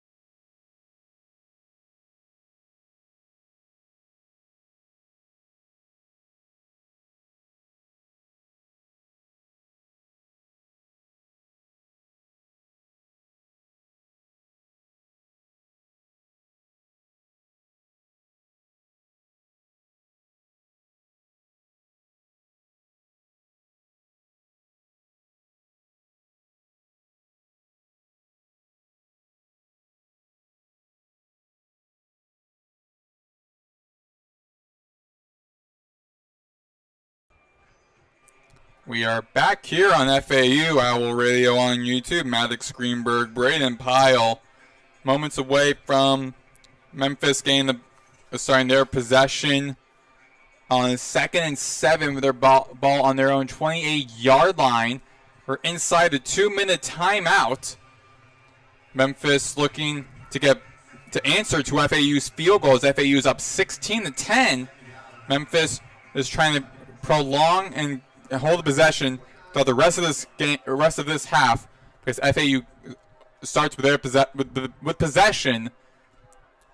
Starting the next half, Lewis throws over to a slant route to his receiver. That's number 6, Marcelo Bussey, with the catch on the first down. Lewis had pressure coming off of his back shoulder. He just got rid of that in time. Lewis with the ball on the left hash mark. Quick pass to Brayden, who's tackled at the 40-yard line by number 4 for FAU, Dillion Williams, a UTEP transfer in his first year with the Owls. Lewis again with a quick tempo. Memphis avoids a tackler, takes it for himself, and lunges just a yard or two short of the first down. Be a 3rd and short. FAU sent Wendell Fuller on a safety blitz. He started at nearly midfield and came in blitzing, but he got pushed out of the way. Lewis barely escaped the sack there. Another 3rd down, 3rd and short at the 44-yard line. Durouzier runs left, breaks a tackle, and stumbles his way over to FAU's 43-yard line. So a first down for Memphis with 54 seconds to go and counting. Another quick tempo by Memphis. A handoff to Durouzier. Open terrain. Dodges a couple of tackles and makes his way at the inside the red zone at FAU's 17-yard line. Just pinballed off a couple of FAU defenders, and he just made his way to the 17-yard line. And a timeout called by Zach Kidley, a 30-second timeout. Their second timeout used in the half. Is a dual-purpose timeout. Save time on the clock, so maybe if Memphis scores here, your offense has enough time to respond. And Memphis has been moving really quick with those back-to-back really good runs from Durouzier. I think FAU just needs to hold them to 3 here because the touchdown, they have the lead. And now, going in a half, you're down 1 because of that messed up PAT earlier. But I think you stay calm. There's only 44 seconds left, but Memphis can run really as many plays as they want here with those 2 timeouts. The max amount of plays you can run is 8 plays, and if they are smart, they can run those 8 plays. It should probably only take them 5 plays to get the result on this drive, though, whether it's they get held to a 4th down or whatever the case is. I don't see this drive going any more than 4 or 5 plays. The offense back on the field, so is the FAU defense. Ball on FAU's 17-yard line, 1st and 10. Brendan Lewis, 2 to his left, 2 to his right. Memphis moving from left to right. Receiver in motion. Man coverage indicator. Lewis, quick pass to his receiver and gets swarmed by Red. That was to Bryce Dorsey. Yeah, it was a motion screen to Dorsey, and Denard got off the line quick enough to wrap him up. Dorsey tried to cut back inside and go to the middle, and Denard said, no, like Dikembe Mutombo, and shut him down, wrapped him up for really no gain there. That's good play recognition. Wilkie Denard as a DN has been all over the place. You rarely see defensive ends making open field tackles like that and stopping a really shifty guy from getting out into space. He also has a sack on the game. I think he has 2 total TFLs. My guy from Stuart, Florida, represent. You know, that's where I'm from. He's done a great job this game, not only generating pressure, but just causing havoc against his Memphis O-line. Yep, 2nd and 10, ball on the 17-yard line. And Memphis going to have, they have to look out for number 2, Wilkie Denard, number 0 for FAU, Wendell Fillard, and number 5, Dejon Baptiste, all made big plays defensively for the Owls this entire half. Ball on the right hash mark for Memphis. Lewis. Tells the running back to go in motion on the other side. The handoff to Durouzier. Fakes the handoff. Runs right. And pushed out of bounds to be a loss of about 2. To be 3rd and long at the 19-yard line. That is just, again, FAU is keeping everything in front of them, and they're using that Memphis philosophy of bending but not breaking. Done a really good job, really all game. Besides that first drive, the tackling has tightened up a lot, and there's really just a sense of urgency on both sides of the ball for FAU, and on defense, you know their identity now. It's get to the ball. Memphis is 37th in the nation in 3rd down conversion percentage. Showing blitz. With completing 46% of the time. Lewis looks at his receiver, Brayden, who catches the ball in a slam route. Looked like a little tug there by Therese Reed with the ball inside the 5 at FAU's 2. Great field position. 26 seconds left on the clock here in the second quarter. Handoff. And quick handoff for DeWuzier, who stumbles and rolls his way into the end zone for a touchdown for Memphis, and they tie it up at 16 with a potential field goal to make it 17. Yeah, that drive's fate was sealed when Lewis just made that throw. FAU went cover 0, sent everyone else on a blitz. So it's 4-on-4 basically, and you have one free guy rushing the quarterback. Lewis stands tall in the pocket, makes a throw, and Therese Reed is draped all over the receiver. It's just put in a window where he can't even do anything about it. And Gianni Spedic with the field extra point. And it is good. Memphis with the lead with 22 seconds left in the second quarter. So, Brayden, what would FAU need to do to close out this second half, or this first half? Should they just take a knee and just head into the locker room? Should they run a couple of plays and try and get to field position and try to get in the field goal territory around the 40 or so yard line on Memphis' side? What should FAU do with 22 seconds left? What would you do? Think of yourself as Zach Kidley. Imagine yourself as Zach Kidley. All right. What would you be telling your team right now before the half? Okay, I'm Zach Kidley. I'm role-playing right now. Guys, we're going to go down there. We're going to call fair catch on this kick return. We have 22 seconds. First play, we're going to run 4 verts. We're going to have 2 seams. We're going to have 2 receiver outside running deep shots, right? Nothing's open. We're going to have a running back on the check down. We take the check down. Depending on the yardage, we're just going to take it in a half. But if we have one of those seam shots, or if we have a receiver out wide who gets any amount of space, we're launching it. We're calling timeout if we don't get out of bounds, and maybe we can get a field goal from there. Kerrigan, check out Spedic with a kick, and caught by Jay-Sean Platt. So they didn't breaks a couple tackles and loses possession, and Memphis recovers. So Platt from the far side runs diagonal, then gets spun around by a Memphis tackler, and then loses possession. And so now, a really bad situation for FAU. Yeah, I think FAU recovered it, but yeah, they did. They did recover, but definitely even worse field position than when they might have initially been. Let's take a step back. Maddox, what did I say? The first thing when call fair catch. I said call fair catch. But that would have been put them right in their own end zone. Right near their own end zone. That would have been inside the 5-yard line. Well, here's why you call the fair catch. You save time, and you guarantee you don't lose yards. Yeah, because they did lose 7 seconds off the clock. They lose 7 seconds and 14 yards. So what was It's dumb. You might as well just kneel it out. There's no point in throwing it from your own end zone. Velkamp is not going to be kneeling it down. Quick pass to his left. Assad was seen, breaks a couple tackles, and great position for FAU. Tackle at the conference logo in the near side at the 25-yard line. Let's imagine something now here. That was what, like a 20-yard game? And timeout called by FAU. So FAU is without timeouts. That was like a 20-yard gain on the screenplay. Imagine they ran that from the 20-yard line, and they have 7 extra seconds. So you would have 15 seconds, right? And you would have the ball at the 40, which is plenty of time to get the ball to, field goal kicking range with the 35.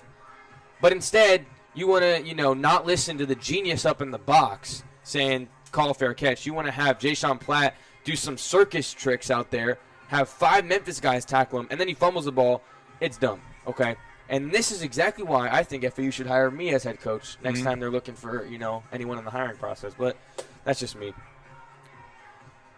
Well, we'll see how Kidley's first year goes. And if so, if anyone wants to think about head coach offers, speak to Brayden Pyle. Yep. But field position on the 24-yard line. Velkamp, quick pass against Assad Wasim, but tackler is blocking for him. Blocker is for him, and he runs out the near side at the 33-yard line. Now let's imagine one more situation. Check that 32-yard line on FAU. So 3 seconds left on the clock. Let's say they did the exact same thing, but they called the fair catch again. By the way, Memphis is spread out defensively, so they're anticipating a short pass by FAU to just run out the clock, and they're going to answer. Velkamp in there, quick pass to Messer. Breaks a couple tackles and gets tackled at their own inside their own 45-yard line. And that is how the first half ends. FAU will get the ball to start the third quarter, but what looked promising, they're up by 6. Then being down by 17, making a couple bad decisions, resulted in them not getting an extra point or anything to try and get the lead. So they're down by 1, but still a tough fight. You were saying at the beginning of you were saying before this game started, you were thinking that if FAU were down by 2 possessions early in the game, that might be over. And then they answered after a quick Memphis touchdown. So it's 17-6. High-scoring first half as of now, really close. What are your thoughts so far, Brayden? I am impressed with FAU, especially with Memphis. I believe they have like top 5 odds as a group of 5 team to make the CFP, not win the conference. Not like they are a legit playoff contender as of today. You look at the odds on DraftKings, whatever, they're up there, right? They're up there with more American teams like North Texas, sometimes even Navy, right? So, I mean, you're kind of making a statement. I think in front of the home crowd, if you lose this game, you're 1-3, bad start, new coach. You ask a lot of questions. You win this game, you're like, okay, there's some optimism there. I think this game is more important than I thought coming in because of that. This win means more than just a win in the win column and a conference win. It's a lot for the culture. It's a lot for the. It does a lot to the team, and this could be the catalyst to the season. This season can either go uphill or it can go downhill, and I think this is the game where you find that out. Velkamp has looked great. The offenses look great. Defenses look serviceable. That last drive was definitely a little heartbreaking, but they've done a good job, right? After the first drive, until that last drive, they had only allowed 61 yards in that first half until, like I said, that last drive where they allowed a touchdown. They just got to continue doing what they're doing. Memphis has shot themselves in the foot with the penalties. FAU has not done that. Neither team has turned the ball over. So I think if you keep playing sound football, no penalties, stay together. You have a guy like Caden Velkamp at home. He seems a lot more settled than he has the previous weeks. You got yourself a ball game right here. You're only down 1. You get the ball at half. You come out guns blazing, get a touchdown, and they have a real shot at winning this game, and I'm thoroughly impressed with FAU so far. Looking at the first half stats, Memphis 212 total yards, FAU 211, with FAU having 167 passing yards and Memphis having 121 rushing yards. Memphis is up 17-6. We'll take a break here at halftime. We'll see you in about 17 minutes. You are listening to FAU Owl Radio on YouTube.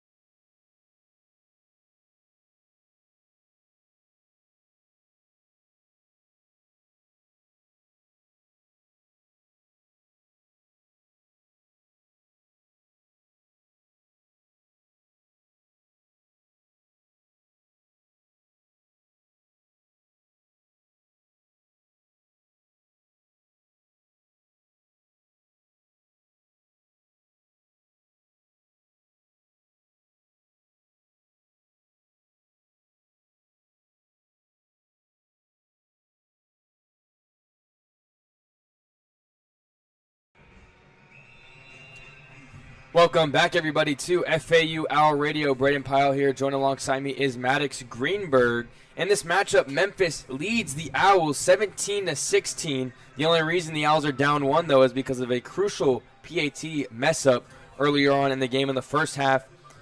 Down 1, Maddox, what do you want to see in the second half, and what did you see in the first half from FAU?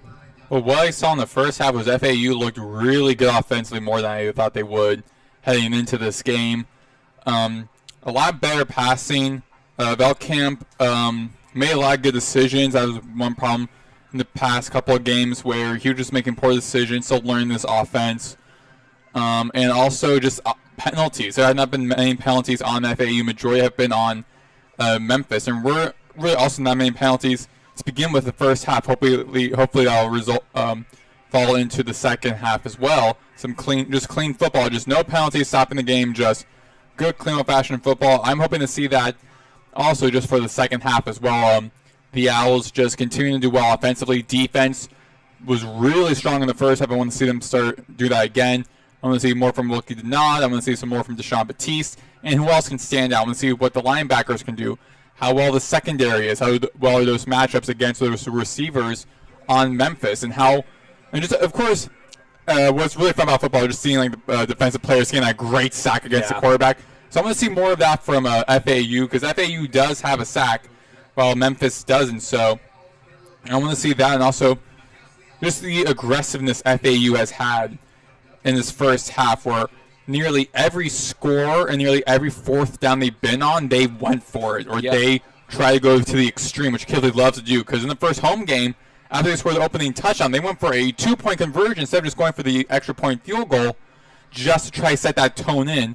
And that's what Memphis did. After the first couple of plays FAU did and going to those extremes, Memphis responded back to them. So we'll see what whatever both teams said in their respective locker rooms heading into half. We'll see how that has resulted heading into this second half as we are moments away from it. Yeah, both teams have been aggressive this game. Memphis has only gone for it once, hasn't gotten that in that one attempt. But FAU 2 for 2 on fourth down conversions so far this game, and that's going to come in handy because when you can convert on third and fourth down, because on third down, FAU's 4 of 8, so 50%, solid range, 100% on fourth down. So when you have that confidence in your team that they can go out there and get a first down, third and fourth down, that just is a boost of chemistry. And both teams are strong in the red zone. Memphis is 2 for 2. FAU is 3 for 3. So both are very strong in the red zone as well. I agree. Kickoff from Memphis is off left to right. It is going to be a touchback as Platt lets it bounce in the end zone. First look of the FAU offense here in the second half. Velkamp left off in the first half, completed 14 of his 19 pass attempts, 167 passing yards, no passing touchdowns, but he got in the end zone with his legs for the first score for the Owls. Leading the team in rushing is Xavier Terrell, 5 attempts for 15 rushing yards. The run game's been off for FAU on 18 attempts, only 44 yards. But the passing game has kept the offense boosted up. Velkamp is going to be in the gun. 2 receivers to his right, tight end to his right as well, with a receiver out wide. I believe that is Platt. Running back in motion. It's a keeper for Velkamp out wide to his right. He's got the first down and more at the 40. Down at the 45. He's taken down a big first play. 15-yard QB power to the right for Caden Velkamp to start off this drive. And it's always risky to see your quarterback, your franchise program-leading quarterback, taking it with his legs and running down the field. I mean, only other quarterbacks who really can pull that off are players like Lamar Jackson. So I wouldn't say Velkamp is up to that level of Lamar Jackson, but Velkamp doing it with his legs again and just running circles around this Memphis defense. A little jet sweep toss back to Velkamp, and it's spiked into the ground. Over to his favorite target, Messer. Yeah, so Velkamp sent Messer in motion, handed it off to him, and then he pitched it back to, I believe, Dom Henry, who then pitched it back again to Velkamp and then threw it back to Messer. What a hot potato there. Yeah. Falls incomplete, 2nd and 10. I don't mind the play call, but, there's that's that aggressiveness, that uniqueness that FAU has had. So in the first half, the first couple possessions, they had just weird formations to trick Memphis. Toss to his left. Running back has it. Nowhere to run. Gets tackled after only a gain of 2. It's going to set up a 3rd and 8 for FAU at the their own 45-yard line. And Memphis defense was ready for that. They went after the quarterback. They were going after the running back, Xavier Terrell. They were ready for him. And Jamari Sand's still not on the field, and he was injured in the middle, I believe the middle of the second quarter. 4 wide receivers on the field, spread formation, so 2 receivers to Veltkamp's right, 2 to his left, running back to his right from the gun. Guy in motion, going to throw it out wide, the out route, and he's got a guy for the first down. Great pitch and catch there. Again, back to Jay-Sean Platt. Jay-Sean Platt in man coverage has the man-beating out route to the sideline, makes the catch for a gain of 10. And Platt scored the only receiving touchdown for FAU in the game. Double stack, fake screen, airing it out down the sideline to the left, and it's caught, but he's out of bounds. Great effort, though, by Dominique Henry. He was just had that one-on-one battle against him, trying to see who that defensive player is. Looks like number 1 for Memphis was in coverage there, Omarion Cooper, their redshirt senior. Yeah, Marion Cooper, who that redshirt senior transferred from Florida State in his first year. He went to Florida State actually twice. Veltkamp from the gun again, sending, I believe that is Platt in motion to his left, hands it off, nowhere to run for Terrell again, and he is wrapped up behind the line of scrimmage for a loss of 1. It's going to set up another long third down that the Owls are going to try and convert here. Yeah, and that was Drew Watts, a redshirt senior linebacker from Palmdale, California, the Nevada transfer in his first year as well. A lot of new faces on this defense for Memphis. He was just got after the running back from FAU. 3rd and 11, 4 wide receivers, 2 to his right, 2 to his left. And the play is blown dead as a flag is on the field. I'm assuming that's going to be a false start. And, yep, that's going to send FAU 5 yards back. So it's going to be a 3rd and 16 at around midfield. This is not what you want if you're FAU. The penalties, they had them in check in the first half. But so far right here, that's 1. And that could be costly. Makes a 3rd and long even longer for Caden Veltkamp and this Owls offense to convert. It's now the 5th penalty for FAU. And the penalties are what killed them in a FIU game. Veltkamp from the gun again. Memphis stacked on the D-line. Messer in motion over the middle. Takes a snap. Veltkamp has time. Checks it down to Terrell in space. And he spins off a tackler at the 50, but ultimately Memphis rallies. And Terrell only gets a gain of 1 there. Now 4th and 15, and the Owls are going to send the punting unit out on the field. Give the ball back to Memphis. Actually, because Jamari Sands is out and seems to be the rest of this game, they were just wanting to hand the ball off solely to Xavier Terrell. So they gave it to Caden Shields-Dudden, who had a lot of real estate working with him in that open terrain, but just couldn't convert to get a first down. So now Lupa with the punt. 11:44 to go in the second quarter, or the third quarter, start of the second half. Lupo, punt is landing inside the 10. It's bouncing near the sideline, dribbles to the 1-yard line, and it looks like Jay-Sean Platt got his hands on it, and what a punt from Logan Lupo. It is down at the 1-yard line. That is what you dream if you're a special teams coordinator. Tyler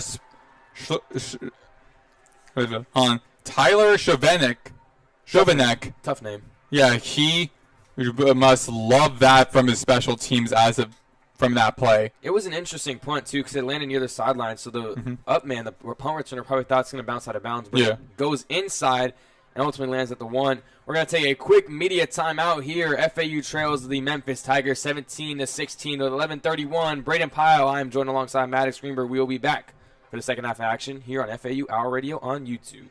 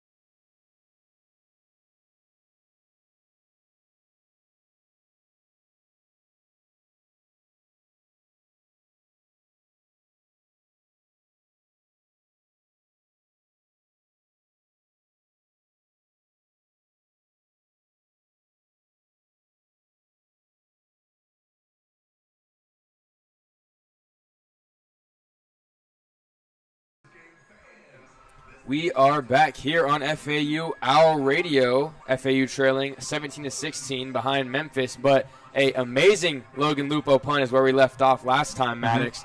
They are at less than the 1 yard line. They're at more like the half-yard line. What does FAU need to do to capitalize off their special teams executing? Well, at least for Memphis offensively, what they need to do is just try to get out of this tough position there, and they're within their own 1 yard line. Majority of the team is on their own end zone, so I think just a couple of run plays or a couple of short passes out, a couple of short in passes like slants or drag routes. Just try and get out of the hole you're dug into, and defensively, just get a safety. I mean, just try to put some more points on the board. You get a safety, you're up in the lead the game. Lewis with the handoff, running back. Looks like that was DeSoris Jr. Gets about a yard or two, so a little bit more room to work in this Memphis offense. But yeah, if you're Memphis, you kind of just want to get room to breathe, because if you get a punt and you're in the back of the end zone, that's setting the offense up. So it's a game of chess here. It's a game of chess, and we'll see who gets the checkmate. 2nd and 9 now. Lewis still standing in his own end zone. Tough position to be in. Oh, he gets him with the cadence. Oh, and then he snaps it off guard from the gun. Has time. Throwing it over the middle. Tight window, and it's caught at the 10-yard line. Heavy possession there by Chris Tooley over. Actually, check that. Wendell Fillard. Just all over the receiver for Memphis. I was worried there was going to be a penalty marker, because it looked like he just might have gotten like pass interference offensively for that, because he was all over that Memphis receiver. It's going to set up a 3rd and 1 now. FAU could get a big stop here, but Memphis could also get a big conversion that could change this early third quarter of action. They are 50% third down conversions defensively for FAU. Actually, Memphis is 4 for 7 offensively on third downs. That just shows how good the defense for FAU is. 3rd and 1, their own 9. Memphis is going to call a timeout. Silverfield didn't like what he was seeing there. That he did not. He's going to waste a timeout, and using timeouts in the first half is all right, whatever. Yeah, but especially for this, I mean, in the second half, that's a different story. Not even 5 minutes into the second half, and you're already calling a timeout, which all head coaches, what they want to do is call a timeout later in the game when they have the lead or they are struggling where it's closer down the clock. You don't want to waste a timeout early in the game. I remember watching, I believe it was like a North Carolina game or whatever college football game a couple of weeks ago, where the head coach was forced to call a timeout a minute or two into the first half, or into the half. So head coaches, you do not want to call a timeout super early, and that's what opposing head coaches want to do. They want to force the other head coach to call a timeout early in the game. Only time will tell if that timeout affects them. But as it stands right now, 3rd and 1, 10-10 to go here in the third quarter. Receiver in motion. He stops to Lewis's left. Lewis is calling out to his own line to change of protection from the gun. Takes a snap. Handoff, and their running back has room to run. The 30, the 40, the 50, and opponent territory at the 40. The 30, can he get caught? No, he cannot! Oh my days! An 81-yard touchdown. Or, check that, a 91-yard touchdown for Memphis. That is Greg DeSoris Jr. with the explosive run. Unbelievable play from Greg DeRouzier Jr. 90-yard touchdown, just open real estate. Looking at that play, I thought, because it was compact at the line of scrimmage, 6'7" offensive line, 6 defensive linemen, plus linebackers. I thought up the middle, no one would get there. Found the crease and went for it. And now Memphis is getting themselves up by 8. The PAT is good. Yeah, Memphis is now up 24-16. Remember, FAU only has those 16 points because they botched a PAT earlier. And when things were looking bright for FAU heading into this half, now it's not looking too well. It's probably not the FAU, worst imaginable. but now FAU is put into a tough spot where now you don't want to be 0-2 at home. You don't want to be 0-2 in the home, because now you're trying to win the fan base over. So yeah, definitely not. And we'll see if they can respond when we come back after this media timeout here on FAU Owl Radio. Brayden Pyle, joining alongside me is Maddox Greenberg.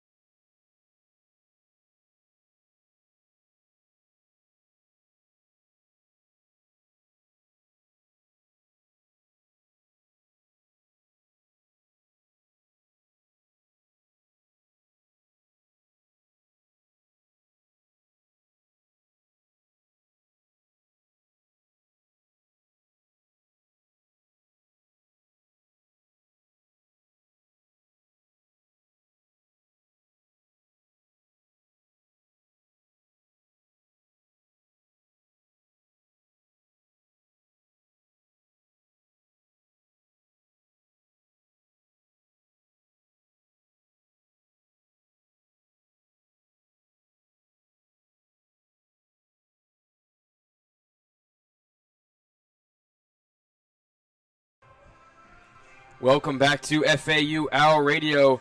And I think we've got a good one on our hands, Maddox. So FAU coming out of the half got the ball first. Had the punt. Logan Lupo pins the Memphis offense at the 1-yard line. Their previous drive, 3 plays, 99 yards, was capped off on 3rd and 1. Greg DeWuzier Jr. takes it 91 yards to the house, and now Memphis finds themselves leading by 8, 24-16, with just under 10 minutes to go in the third quarter.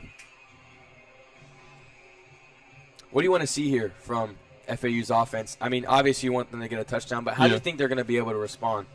I think again they just gotta start throwing more passes, not trust more in the run game, try more of the passing game, short passes, and try to complete those passes. Because Velkamp threw a couple of quick passes in the end of the first half to some receivers like Asad Wasim and Eason Messer, short passes that didn't get to them. So work on his completions.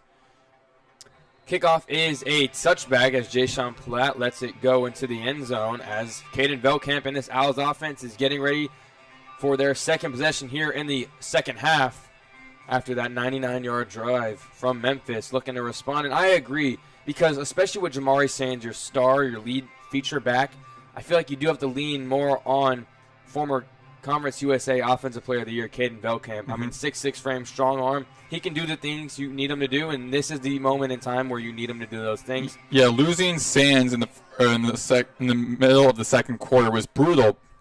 Touch pass to Messer, and he's running backwards now at the 20. Cuts upfield to the 25. Wrapped up, gains about 2 or 3 yards there on the touch pass. But back to what I was saying, like losing Sands in the middle of the second quarter was absolutely brutal, but that's why you have such a deep – this is a beauty of college football. You have a deep room at every single position. You have over 100 players playing for you versus the NFL where you have like 55 guys. So they have a lot of running backs in that running back room for FAU to work with. So one of their more experienced backs is Caden Shields-Dudden, so they use Dudden in this game. Velkamp from the pistol. Another handoff to Terrell, and he gets stuffed at the line of scrimmage. Gain of nothing. Setting up another 3rd and long. Looked like he actually maybe gained half a yard or a yard. It's going to be a 3rd and 7 now. And Maddox are doing the opposite of what you said. They're leaning on more of the quick little passes, and we saw a touch pass, which is basically just a run. And then we see the run up the middle from the pistol formation, which we haven't seen at all from either team this game. It's been mostly from the gun. Velkamp now, bunch set to his left, receiver out wide to his right. Memphis showing blitz. They're bringing the dogs. Velkamp throws it under pressure, underneath. He's short of the first down, gets wrapped up short for a gain of nothing. That's going to set up a 4th and 7 where FAU is most likely going to punt. Great tackle there by Cruz Law getting to the quarterback, Velkamp. When you're getting up to the quarterback, you got to make sure you do not hit the crown of your helmet. I was watching a game earlier today where a defender hit the crown of the helmet of the quarterback and resulted in that player being ejected. That was the Cincinnati-Kansas game where the Kansas quarterback got hit in the head of the crown of the helmet. No, sorry, check it out. The defender for Kansas hit the crown of the helmet of Cincinnati quarterback Sorsby. So as a defender, you want to avoid doing that. Punt from Lupo is off. He pinned him at the 1 last time. Now drifting back is the punt returner for Memphis at the 15. Now running even farther back. He gets tripped up, but he stays on his feet. Now at the 15 again, the 20. Now 25, 30, breaks another tackle. Reversing field, and he's finally wrapped up at the 34-yard line. An amazing punt return from the Memphis punt returner. And I'm trying to find his name. Sutton Smith. Sutton Smith, redshirt junior, 5'9". He's a quick little feather. Yeah, that was looking promising in the very beginning for the for the special teams, trying to pin your opponent all the way inside their own red zone for the second time in this half. But unfortunately, the defense for the special teams blockers for FAU just couldn't stop Smith. Smith is a very swift, quick runner for Memphis. He's one of the top runners in the conference. So that's one of the reasons why. Receiver in motion, Lewis from the gun, fakes the handoff to the receiver, now to DeWuzier, who gets tackled after a gain of 1. It's going to set up 2nd and 9. DeWuzier now on the game has 160 rushing yards with 2 touchdowns. Longest rush was obviously 91 yards, which he took to the crib moments ago. Lewis 4 wide, 3 to his left. Takes it from the gun, looking to his right. And he's under pressure, and he gets wrapped up. Tyler Stolsky, the transfer from Minnesota, his first year for FAU, filling in that hole for FAU that they needed to fill during this offseason, losing Jackson Ambush and Jared Gerald, two of those top linebackers and top players on the defense. Him filling in that position for FAU, he proving himself to be such a good player this season for FAU. That puts Memphis behind the chains now. 3rd and 15 at their own 30-yard line with 6.5 minutes, to go. Lewis from the gun, throwing it deep down the sideline to his right. He's got a guy. He comes back for it, and it falls incomplete. Lewis underthrew the deep ball down the sideline. That's going to bring us to 4th down. And I'm surprised there was no pass interference call there on FAU's number 32, Demarius McGee, also a first-year transfer from Kansas. I'm surprised there wasn't any penalty on defensive pass interference, because it looked like he grabbed the shoulder of the receiver, Cortez Brayden Jr. Look, he grabbed the shoulder there. Yeah. And because it was going close. behind. It was also behind, but granted, it was behind the receiver as well. Yeah. Pump for Memphis almost gets blocked. Messer trailing to his right near the sideline. Waves his hand for a fair catch, so FAU will start their 3rd possession of the second half at the 22-yard line. So we're going to head to a quick media break. FAU down 24-16 with 6:20 to go in the 3rd. Here on FAU Owl Radio, Brayden Pyle. Joined alongside me is Maddox Greenberg.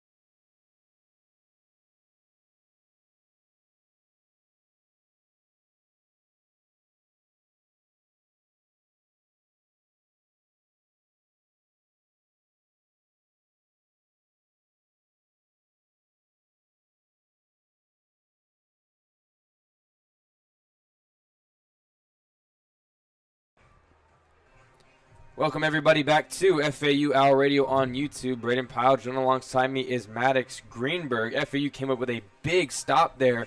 They're down 8 still on their own 22-yard line. They're going to start this drive with 6:21 to go. Score is 24-16. FAU had the lead for a minute there in the first half. Memphis came back in their last possession of the first half, scored, and took the lead. They haven't looked back since, but FAU is looking to respond down 8 here. Veltkamp from the gun has trips to his left, a receiver to his right as well, with Terrell to his left. Memphis showing 2 high safeties. Quick pass out to number 0 for FAU. Slides forward for the first down. On the catch there, like I said, number 0, that's Assad Wasim, who's been making guys miss all day. Tempo offense from FAU. Trips to his left. Veltkamp fakes the screen. Looking deep. Has nothing. Under pressure. Has to get rid of it, and he throws it in the dirt to Dominique Henry. Assad Wasim, a member of that Coach Prime Colorado offense from last year, playing his first season for FAU, coming in from Colorado, the redshirt sophomore from Apopka, Florida. He only played 2 games as a freshman last year for Colorado, and saw no action in 2024. Veltkamp from the pistol now. Terrell behind him. Fakes the handoff. Looking over the middle. He's got a guy. It's Messer over the middle, and it's caught inside the 20. What a throw and catch from the former Western Kentucky guys. Have built that connection over the last couple years, and they bring it here to Boca Raton. Great double coverage there. A tough catch by Messer in between 2 defenders, DeMarco Ward and Chris Bracey, 2 new guys coming in for Memphis. Bracey from UAB, DeMarco Ward from Florida State. Tough coverage, but risky play by Veltkamp, but great catch by Messer. Going quick, handoff to Terrell, trying to bounce it outside, but Memphis' D-line has been on the run game in this second half with the absence of Jamari Sands. Barely gets back to the line of scrimmage there. That is a beautiful ball there from Veltkamp. They ran a double post concept with a 2 high safeties. So you really you're putting those safeties in a bind. Yeah. The left side safety was coming back on the Messer route, but he was occupied for a minute by a route on the left. I believe it was a comeback route, so it leaves that post open for a minute, and Veltkamp fits it in there. Messer in motion to his left, takes a snap, quick inside route near the 10-yard line is caught. Looks like it's Jay-Sean Platt with the reception. That's going to set up a 3rd and 4. Empty backfield, tempo, takes a snap. Veltkamp looking to his left, fires it to nobody. He was looking for Xavier Terrell. Great coverage there by number 11, Ishim Young. Another new safety for Memphis, coming in from North Texas. And now FAU's going to send the field goal unit out there. They were aggressive in the first half, 2 for 2 on 4th downs. Now they're going to send the field goal unit out there. Yeah, and what's impressive about Memphis' secondary is there's 7 new guys playing today that are new for Memphis in the secondary. So majority of the safeties are first-year transfers, and they're just playing well defensively as a unit. Field goal is up and through. FAU cuts the lead down to 5, 24-19 with 4:33 to go here in the third quarter. I'm not sure if I agree with them taking 3. I understand it. You just want to get points after the big touchdown earlier this half from Memphis, but it's still a 5-point game, and to take the lead, you still need a touchdown. Yeah, but I mean, they definitely had a lot of upside coming in from that play of a big gain from Easton Messer. That being, trying to figure out what that play was, but like a big play by Easton Messer, about like a 50 or so yard gain against double coverage of the safety position. But Memphis' defense has shown, at least for this second half, that they understood FAU. Granted, this is the first time these 2 schools are playing each other in conference, but the only other 2 times were in postseason when they were non-conference opponents. So both teams are learning about each other each and every way. Again, FAU had a lot longer time because they had 2 weeks to prepare for this game, but Memphis, in just a short amount of time compared to FAU, a week time to prepare, they're proving that they're answering FAU late. Kickoff is squibbed out of bounds, and that's going to be a penalty. A mistake there from Andrew Nelms. That's going to grant Memphis 15 extra yards due to the free kick out of bounds penalty. It's a 50-yard pass, so you're right, Maddox, on the estimation to Easton Messer that got FAU in the field goal position. Just, that's what you expect when you bring in 2 guys from the same school. One of them won Offensive Player of the Year. Another one, this Messer, of course, went for 1,000 receiving yards with Western Kentucky. Plus them both being roommates as well, having that great connection And as they well. were roommates. Yeah. They were roommates. They are still roommates at FAU as well, yeah. And they are still roommates. Well, and they had a lot of success on this field because they both play in the Western Kentucky, play for Western Kentucky against James Madison in the Boca Raton Bowl early this year as well. So they're familiar with this field. tight end in motion for Memphis. Lewis from the gun. Hands it off. Up the middle, bouncing it outside of the 40, gets the first down and more, just past the 50, is finally pushed out of bounds by number 18 for FAU, Zion Parrott. That is a big gain to start off this drive. Already had good field position because of the free kick out of bounds penalty. Now, after one play, they're already in enemy territory. Yeah, again, penalties just hurting FAU. They have 4 as of now. And the run defense for FAU has just been struggling, giving about 224 rush yards as of now. Like, they have to work better, or they have to improve, at least in this game, defensively in the run game. Another handoff up the middle. It's a short game, this time to Sutton Smith. Owls D-line rallies for the tackle for a 3-yard gain. Now 2nd and 7. D-line has to step up, that's for sure, because it starts there. Yeah. The DBs and the linebackers obviously have to make plays when they have to, but it starts with the penetration from the D-line. You got to hit him before he gets past the line of scrimmage. That's going to create negative plays. So Lewis from the gun again. 2 receivers to his right. Tight end out there as well. Running back to his left. Receiver out wide to his left. FAU showing some sort of blitz. They lay off. Lewis from the gun. He wants it all. He's going deep towards the end zone, and it's a pass breakup. Great defense from number 3, Derek Rogers Jr.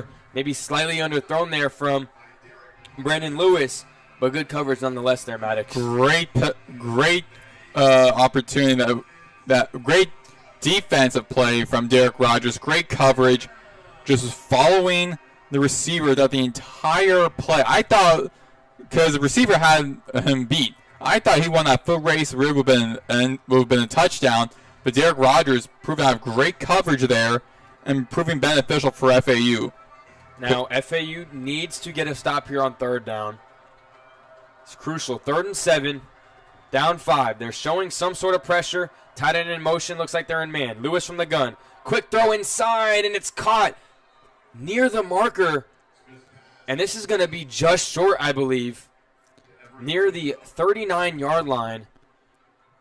And it doesn't look like Memphis' offense is getting off the field, Maddox. They want to go for this. Again, they're trying to follow what FAU does, being aggressive as an offense. They're doing that as well. But I can't somehow comprehend how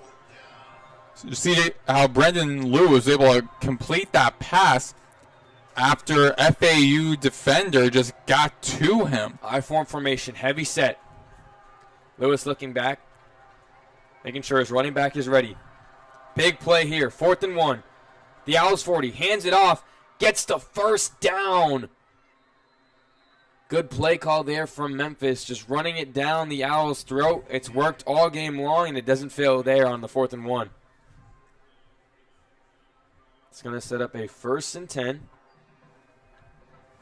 36-yard line. Memphis has 2:03 to go here in the 3rd quarter. Now just under 2 minutes. If I'm Memphis, I don't stray away from the run at all. I keep handing it off. Yeah, they're winning the run game, so I would hand the ball off if I was Ryan Silverfield. Sutton Smith in the backfield. Lewis from the gun. QB keeper, and he gets hit immediately at the line of scrimmage.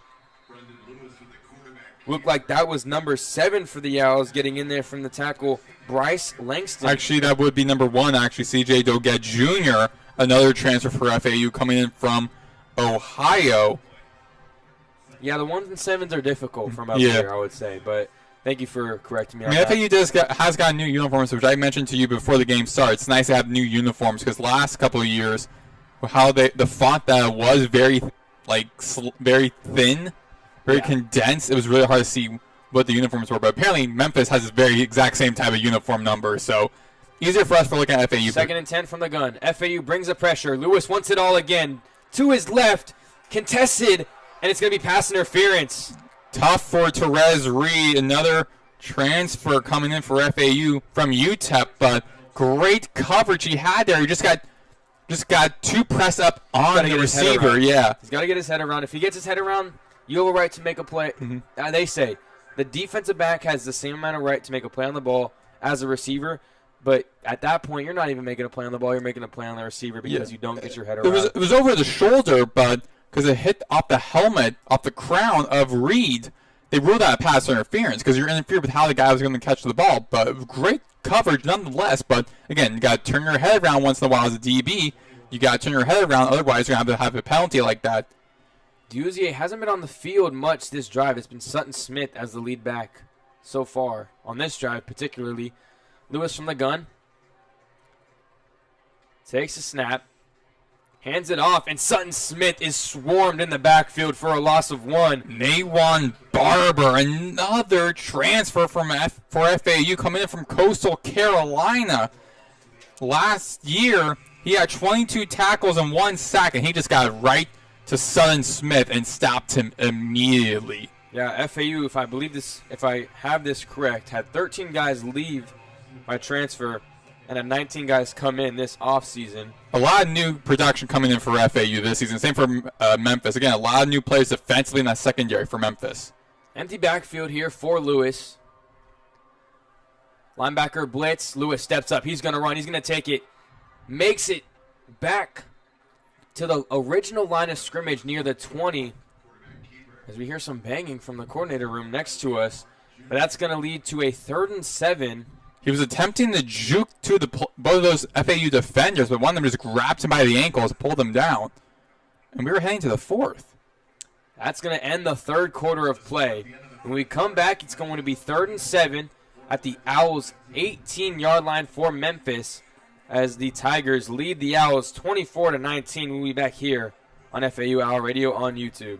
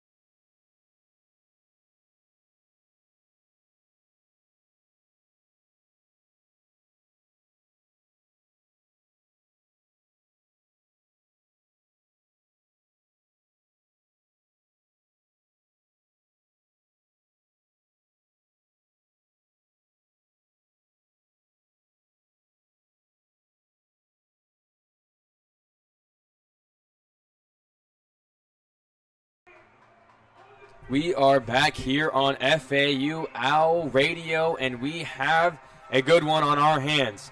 Memphis up by 5, 24-19 to start the fourth quarter. They have a 3rd and 7 at the FAU 18-yard line. FAU looking for a big stop, trying to hold Memphis to a field goal. Memphis looking to make this a 2-possession game. What will it be? It's time to find out. Lewis from the gun, trips to his left, running back to his right, receiver to his right as well. Owls showing blitz. FAU defense needs a victory on this. Looks like Lewis is looking for a new play call here after the pre-snap. Owls lay off a little bit, but they're showing blitz to the end zone, out wide, and it's caught! Unbelievable catch by Cortez Brayden Jr. over to Rez Reed, who had that defensive pass interference earlier at the end of the near the end of the third quarter. Great coverage from Reed. It's almost a double coverage too, because we saw another defender for FAU running up towards Cortez Brayden Jr., but Brayden Jr. just got basically just mossed Reed to get a touchdown. Lewis saw pre-snap after the cadence. He saw that they're showing cover 0, straight man-to-man blitz, and he exposed the one-on-one coverage outside to his best receiver, and you reap what you sow. The PAT is good, extending the Memphis lead. It is now 31-19. Memphis leads with 14:55 to go. That was the first play of scrimmage in the fourth quarter. And FAU, it's an uphill battle now, to say the least. Yeah, they were down by 17-16, entering the half, entering the third quarter, and now just struggled to try to stop Memphis. Memphis, as I said a little bit earlier, where Memphis and FAU, their first time playing as conference opponents, haven't seen each other in 5 years. So now Memphis and FAU are starting to see each other on a regular in football. So now they just started to learn during the halftime how FAU plays. Because we saw Memphis adapt where in the beginning of the game, FAU on quick tempo, unique formation, just taking advantage of everything they got going on fourth down, everything. Memphis quickly responded later in the game doing that exact same thing, using it to their advantage and to FAU's disadvantage. If you remember, Kitley decided not to go for it and settle for a field goal as the kickoff is touched back. FAU will start on the 20-yard line. But Kitley had a 4th and 3 in the red zone. He decided, I'm going to take 3. Now they're down 12, and you can only imagine if he decided, you know what, I'm going to let him hang. I'm going to go out and I'm going to try to score a touchdown here. It would still be a one-possession game. Now you're counting on not only your offense executing once, then your defense executing, and then your offense executing again just for you to have a chance in the game. Mm-hmm. It can all be drawn back to that fourth down. But that's some of the errors of being a first-year head coach. You're trying to figure out new things. This is his first time ever being a head coach, too, so he's also learning along the ways as well. Velkamp from the gun, quick throw near the marker. It's going to be a 7-yard gain. Little pitch and catch there. Back to Platt. Yeah, Jayshon Platt's kind of been his go-to guy outside of Easton Messer this game. He's been spreading the wealth well. Quick tempo. Fakes the handoff. Now out to the flat. Easton Messer down the sideline. He's going to step out of bounds at the 45-yard line. So, new set of downs for FAU. I can only imagine they're going to keep up with the tempo here. Easton Messer just gunned across the formation after the play fake and was wide open. Not a guy within 10 yards of him. He's going to get substituted, get a breather real quick. Yeah, but Platt, he was a leading receiver against FIU a couple of weeks ago, 5 receptions and 90 yards. So he was the go-to guy for Velkamp in that game as well. Takes it from the gun, rolling to his right, has receivers going to throw it to the flat to Terrell for a gain of 2. Memphis pre-snap was showing zone. The Owls had 2 receivers stacked up on each other, but the Memphis Tigers only had 1 corner on 2 guys, so that's an indicator, okay, this is zone coverage. They don't take advantage of it there, but 2nd and 9 nonetheless. 13:40 to go in the fourth quarter. Down 12. Owls need some big plays here. Velkamp from the gun. It's going to be a end around. Back to Velkamp. He's under pressure. He's going to try and launch it to the tight end. It's going to just flail out of bounds. All those players bobble the passes with that, including Asad Wasim, who I think was a little bit ahead of Velkamp because Velcom had to try to get control of the ball before even doing that. And once he got control, a defender for Memphis just came hurtling towards Velcom, and he just had no choice but to throw to his nearest receiver who was already in coverage, a couple of yards ahead where the ball was. 3rd and 9 now at the 46-yard line. From the gun, Velcom has time, under pressure, throws it over the middle, over the head of a wide open Jay-Sean Platt. You cannot get more wide open in that slant route than Jay-Sean Platt was. He overshot him. Looked like he might have even was attempting to throw it to another receiver as well, but he was in double coverage. Yeah, he was under pressure, so just an errant throw. I think Platt also thought he was going over the top because he even tried to make an effort on that ball. 4th and 9, though. And that was almost intercepted, too. You want to be aggressive now, but not earlier. Memphis shows blitz pre-snap. Velcom has time, though. He's airing it out down the sideline to the left, and it's just over his head, and it falls incomplete. That's going to be a turnover on downs, and Memphis is going to take over in Owls territory at the 46-yard line. Dominique Henry was trying to make an effort too, but Memphis defender was on him that entire time. I thought it was a risky pass as well. I didn't know what Velcom was trying to go for. This is kind of a problem that happened in the FIU game where late in the second quarter, Velcom was just making poor decisions. That also kind of resulted in FAU's loss to FIU. Well, it's 4th and 9. You have limited options. I think it's just a bad call. Kitley has shown the growing pains in this second half of being a first-year head coach. You don't go for it when it's 4th and 3 in enemy territory, but now you go for it on 4th and 9 in your own territory. You usually want to flip those. You want to go for it when you're closer to the end zone, there's less consequence, and you want to punt it when there's more consequence. Anyways, we will take a short media timeout. FAU still trailing by 12, 31-19, 13-15 to go here in the fourth quarter. We'll be back here on FAU Owl Radio shortly.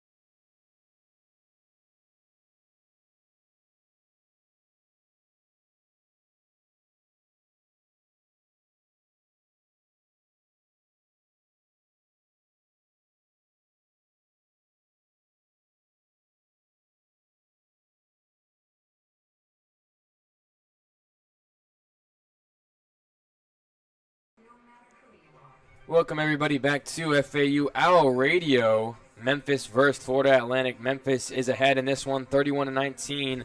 Getting late here. The Owls need a stop as Memphis now, after the turnover on downs from the Owls offense, has it in Owls territory at the 46. 1st and 10, and if I'm Memphis, I'm just going to run the ball. The FAU hasn't shown that they can stop it consistently all game, and you just want to run the clock down up 2 possessions. Receiver in motion. Lewis from the gun. He's going to throw the ball under pressure, rolling to his right, looking downfield still. He's just going to loft it out of bounds. Good coverage from FAU. It's going to set up a 2nd and 10. Yeah, as you and I were saying during the break, just Killy not making smart decisions, and I think that's also kind of putting FAU in this hole right now. I mean, there's still time. 13 minutes, 7 seconds left in the fourth quarter. you are down by 12 points. So, two-possession game, but a touchdown, try to go for two, another touchdown, you win the game.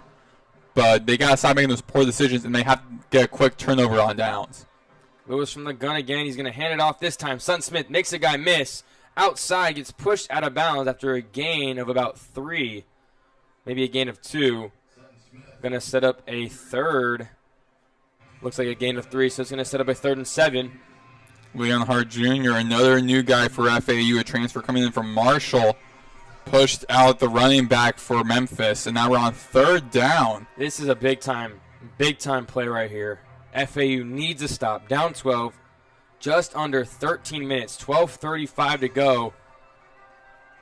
FAU might be pressuring here. They are stacking up the line.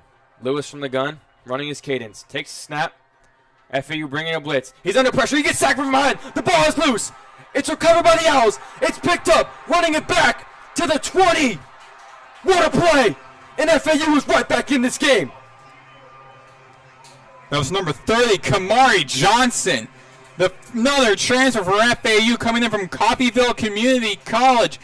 At Coffey Community College, he had 100 tackles, 13.5 tackles for loss, 5 sacks, 1 interception, 1 forced fumble, and 1 fumble recovery. That's his first fumble recovery as an FAU Owl, and won the distance. Great field position for FAU, and that's what I just said.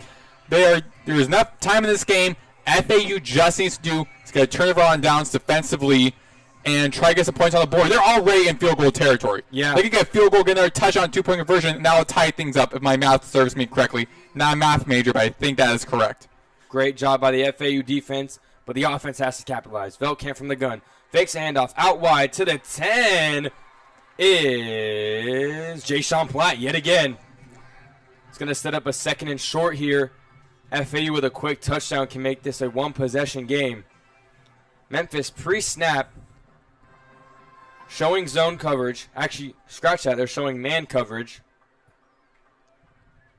Veldkamp taking his time now after rushing to the line from the gun. Spread formation. Memphis bringing some pressure. Corner route to the end zone for Messer over his head. I would have not thrown that over there to Messer because he had coverage against DeMarco Ward, and Ward was all over him at that right corner. I would not have thrown it to I would not have done that about Veldkamp throwing it over to that direction.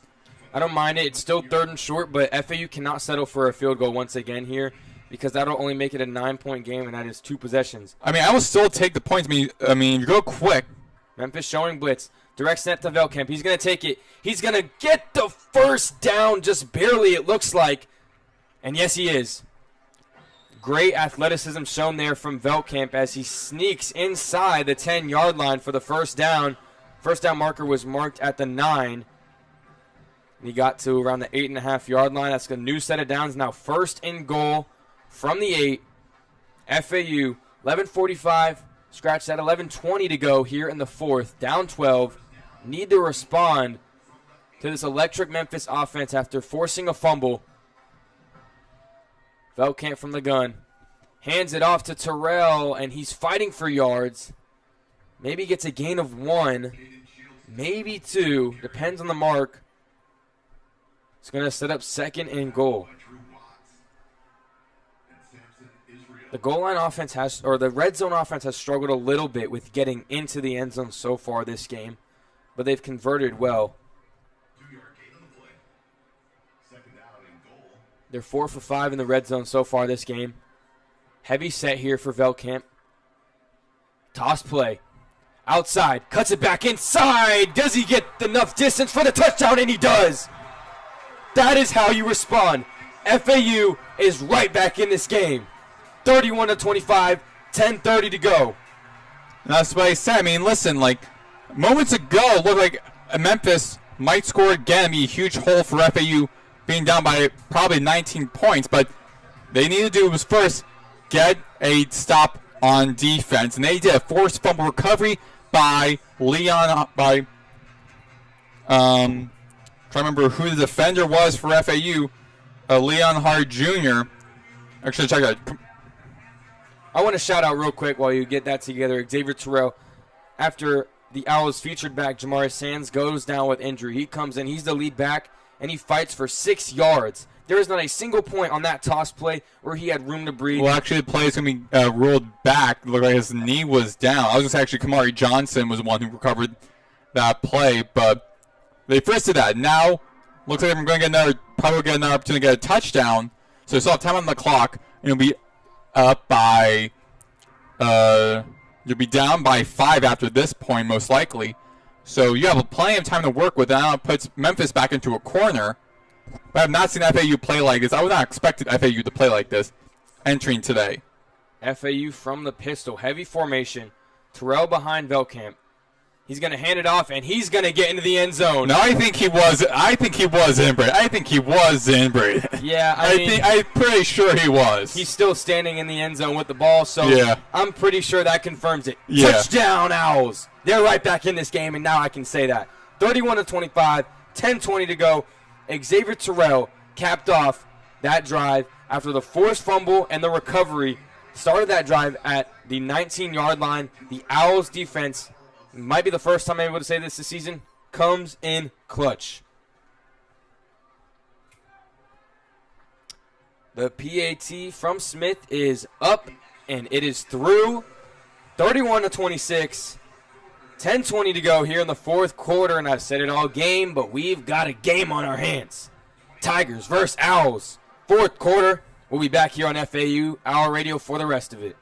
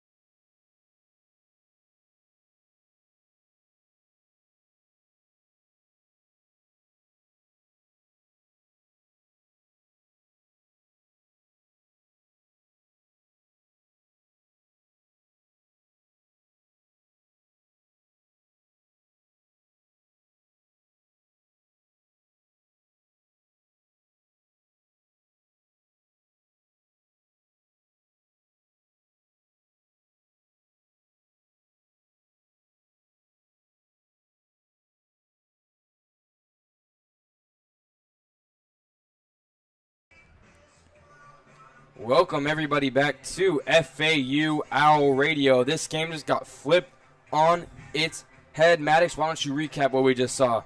Well, a forced fumble recovery by Kamari Johnson resulted in a turnover on downs defensively by the Owls. And he took the ball all the way to the 19-yard line where the offense started their possession.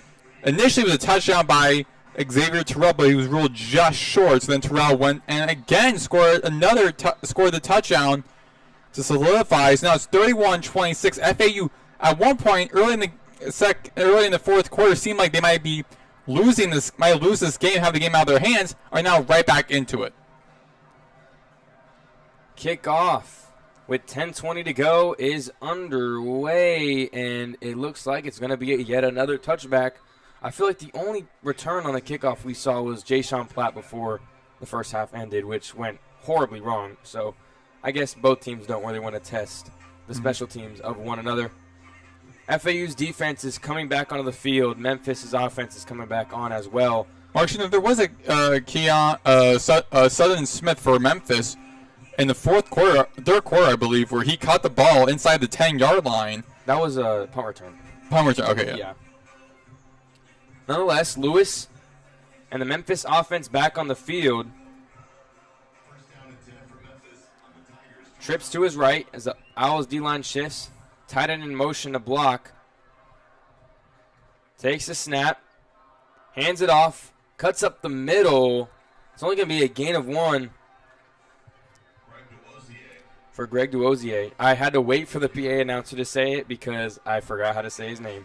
Because it's spelled like, not Duozier, but... I mean, he is from Lawrence, Mississippi, so in that area near New Orleans and stuff, like French area, French Quarter stuff, so a lot of French names and everything.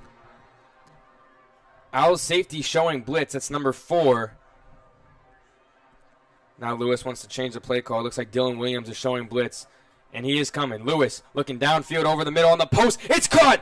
Greengrass ahead of him. The 30. Will anyone catch him? No, they won't. And Memphis strikes right back. Derek Rogers had his hand went over his head. He almost had his hand and blocked that pass that went to Cortez Brayden Jr., the top receiver for Memphis, the transfer from Nevada, joining his quarterback, Brendan Lewis, who was also in his first year from Nevada. And just like that, FAU, when it looked like everything was working well for them, they're now back down by double digits. A great ball there from Lewis, layering it over the man-to-man coverage. The guy in man coverage tried to get a hand on it, but it was just a perfect ball over the middle for his receiver, Braham Jr., as the PAT is good. And, yeah, Memphis goes back up 12 points. After FAU seemingly got momentum, Memphis says, give me that, and takes it right back. 73-yard reception. On the second play of the drive as well. We knew that Memphis had a high-powered, fast-paced offense that can kill you with the run game, but they're letting us know, hey, we can air that out too as well. 9:32 to go now in the fourth quarter, and it seems like the theme of the second half for FAU is we need to respond. Yeah, and this is also the 45th straight game now where Memphis has scored 20-plus points. So Memphis is a tough team when you're going against them and trying to score. You know it's going to be a high-scoring game. This is a tough challenge defensively to try to stop Memphis's offense. It looked like FAU had an answer to in the beginning in the first half, but then late in the game, Memphis got back into the game, get the lead before halftime, and then extend that lead, and now extend it again when FAU looked like they had all hope that everything was working out for them. They're going to get the ball back now, but now back down by 12. You have to respond quick if you're FAU. Yeah, with only 9:30 to go, time is kicking. Kickoff from Spektic is short, so it's going to be returned by Platt. He's got some room to work with, but he gets upheld at the 21-yard line, and that is where the Owls will take over with 9:25 to go, down 12. You need something big and you need something fast. And if I'm Caden Velkamp, if I'm Coach Kitley, you got to go to what works. Leading receivers for Florida Atlantic, Easton Messer, Jay-Sean Platt. Both have 7 receptions. Messer has 128. Platt has 75 receiving yards. He's got to go to those guys, make something happen. I go quick tempo and I'll throw the ball. Just no running, just throw the ball. Empty backfield. Design rollout for Velkamp. Just going to dump it underneath to Terrell, but he didn't get a single foot in bounds. If I was Velkamp, I would have just took that myself. Exactly. There was a lot of real estate to work with, but you could have gotten 3 or 4, maybe even up to 5 yard gain right there. But now it's still a 2nd and 10 on the 21. Like you said, 2nd and 10 at the 21-yard line. Just over 9 minutes to go. FAU down 12. Sort of bunch formation to Velkamp's left. He's going to quick hitter outside to Platt, and he's going to drop it. Second time we have seen where Velkamp throws a good pass to his receiver, and the receiver dropped it. You saw it earlier in the game with Easton Messer in the red zone where he had to catch the low pass, went down and grabbed it. Yeah. It hit his chest, and he didn't get possession. My dad always said when he was a young kid, he went to summer camp learning football. His coach always said, if your hand touched the ball, you should have caught it. And those two opportunities, those receivers had an opportunity to catch the ball, and they just couldn't. It was in their possession. I agree. Trips right to Velkamp's right. Like I said, trips right. It's going to be a speed option. Velkamp has room to work. There's a flag on the field. It looks like he was tackled near the first down marker. But this looks like this play is coming back anyways. See what the call is on the field. Holding offense. So that's going to send FAU back 10 yards. And, I mean, it couldn't be much worse if you're FAU. That's now their sixth penalty. And, again, it's just the offensive line is struggling again. Because, look, as I said before, FAU, they, on paper, look good. And I said this before we started the game, where I was reading this quote that this one soccer coach said, where we are good on paper. Unfortunately, the game's played on grass. This game's played on grass. So FAU looks good on paper. They have a lot of great receivers. Velkamp looks great on paper. But game's played on grass. Fakes the handoff. Velkamp rolling to his right. Completes it at the 24-yard line. But that is well short of a fourth down or a first down. And now it is fourth down. 4th and 7. And Killy is making no moves to get the punting unit on the field. Keeping the offense out there. And this is essentially the game right here. If FAU does not convert, this game could be up and sealed. I mean, we thought about that. We thought that a couple drives ago, and then FAU switched it up. They just have to respond now. Terrell out wide now, so empty backfield for Velkamp. Trips to his left. Memphis showing blitz. Taking his time, making some last-minute adjustments before he gets the snap. I don't like that. The clock's ticking. Velkamp looking left, firing over the middle, well short of the first down nonetheless, and it is dropped by Easton Messer. What are you doing? That wasn't even going to be a first down, even if it was completed. Turnover on downs for the Owls. Memphis is going to take over. Strong hit. 24-yard line. Strong hit by Jalen Dennis. He was just, again, that hitch route where the receiver just stopped and waited for the ball. Defenders going to see that and just go after you. And I did not agree with that possession either. I did not agree with that play call. I would not call for that play. And also, I just didn't like how they were trying to keep the clock running. I mean, it's 8-11 now. Again, it looks like the game might be over maybe in this next possession. But, again, you never know with football. Anything can happen any split second. And that's what we saw early in this fourth quarter. But FAU should not be running the clock out. Now, because of this, that turnover on downs being risky on the fourth down. Now Memphis is a couple of yards away from being in your own red zone. Lewis from the gun, hands it off to Smith. Not much room to work with, but he gets a gain of 3. The play call wasn't bad in theory. You have a hitch route over the middle to distract the linebackers while you have a post sneaking behind it. Yeah. But not only did Easton Messer not get enough depth to be a real threat because he wasn't even at the first down marker. So if he catches the ball, it's not a first down. Mm-hmm. Phil can't make the wrong read because the linebacker nonetheless broke down on it. So you have the post open over the middle. Despite the safety being over the top, that's your best shot because Messer is clearly not at the marker. It's just bad execution. 2nd and 8 for Memphis at the FAU 23. Lewis from the gun. He's going to hand it off. He's actually going to keep it outside. He's got green grass. One guy to beat. He's tackled, but he does get the first down. And now Memphis is in the red zone. A touchdown here pretty much puts the Owls away in this game. Yeah, Demarius McGee, the first-year transfer from Kansas, was the one who stopped Lewis. If he didn't that game, then he would have gone for the end zone. He had a lot of real estate to work with. And FAU, another fresh set down for Memphis. 6:54. I do have to agree with you that probably I would throw the towel in because Memphis scores 100% seals. this game. If you hold them to the field goal, in theory, it's still a two-possession game. You would be down 15. So that's what you're focused on right now as a defense. Heavy box, hands it off, and it looks like he gets stuffed at the line of scrimmage. The rush defense starting to respond, starting to make some big plays. The clock is still running. Greg Duzier was stuffed on that run for only a gain of 1. And this is what Memphis is trying to draw. This is what Ryan Silverfield, the head coach for Memphis, what he's drawing up for the run game, and for at least for the offense, is stay in bounds.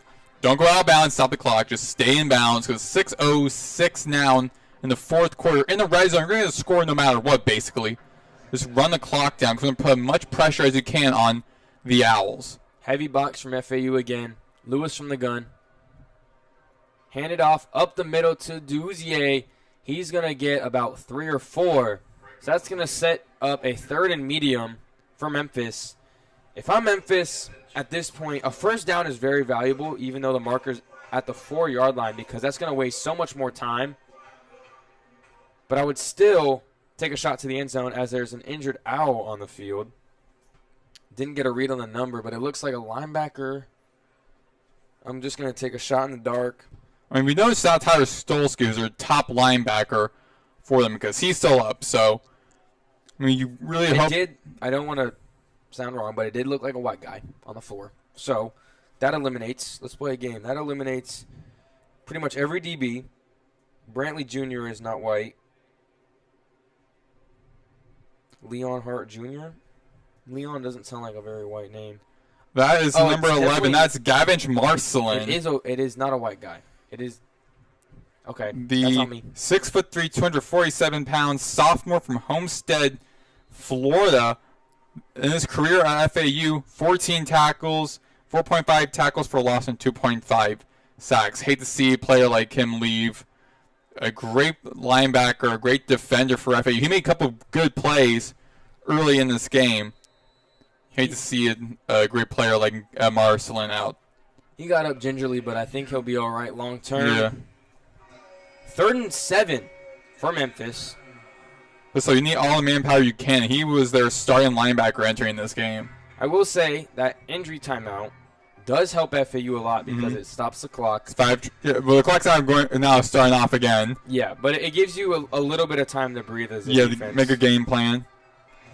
Nonetheless, FAU sticking to the heavy box with 6 down linemen. You got to get the stop. It's 3rd and 7. Guy in motion.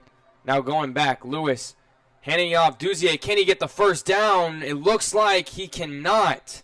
He's going to be marked at the 7-yard line. So it looks like Memphis is going to bring the field goal unit out after the FAU timeout. Not sure why Zach Kitley's calling a timeout this early. It was a media timeout. Media timeout. Okay, I thought I heard FAU timeout, which I thought it was. But nonetheless, media actually, I think it might have been, actually. It was a timeout from Zach Kitley because you don't do a media timeout late in the game like this. It's only. Nonetheless, FAU down 12, 38-26. They need a miracle with 4:56 left. Can they pull it off? You're going to have to find out here next on FAU Owl Radio.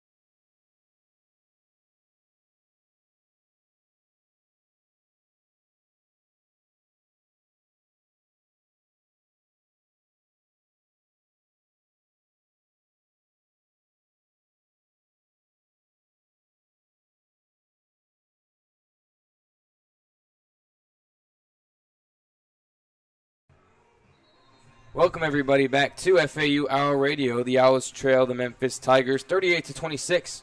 Just under 5 minutes to go. Coach Kitley of the Owls called a timeout there. So FAU only has 2 timeouts, down what will presumably be 15 if this field goal goes to plan for Memphis. But me and you were talking about it over break.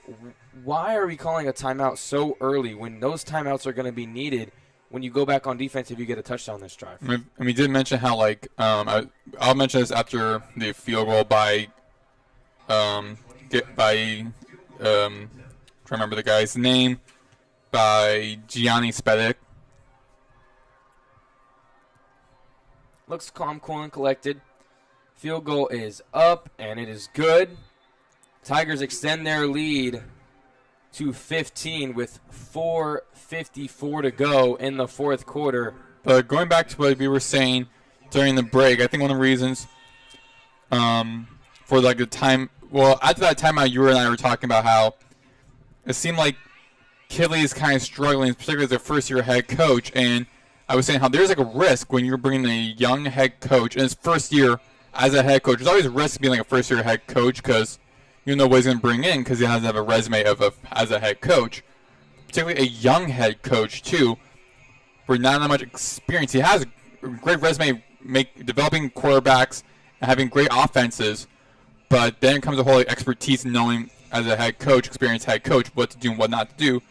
And along with him and the new defensive coordinator, Brett Dewhurst, they're the youngest play-calling team in the nation at 34.3 years of age between the two of them. So there also comes a risk when having young play callers. Brett Dewhurst, the defensive coordinator, is also in his first year as a defensive play caller.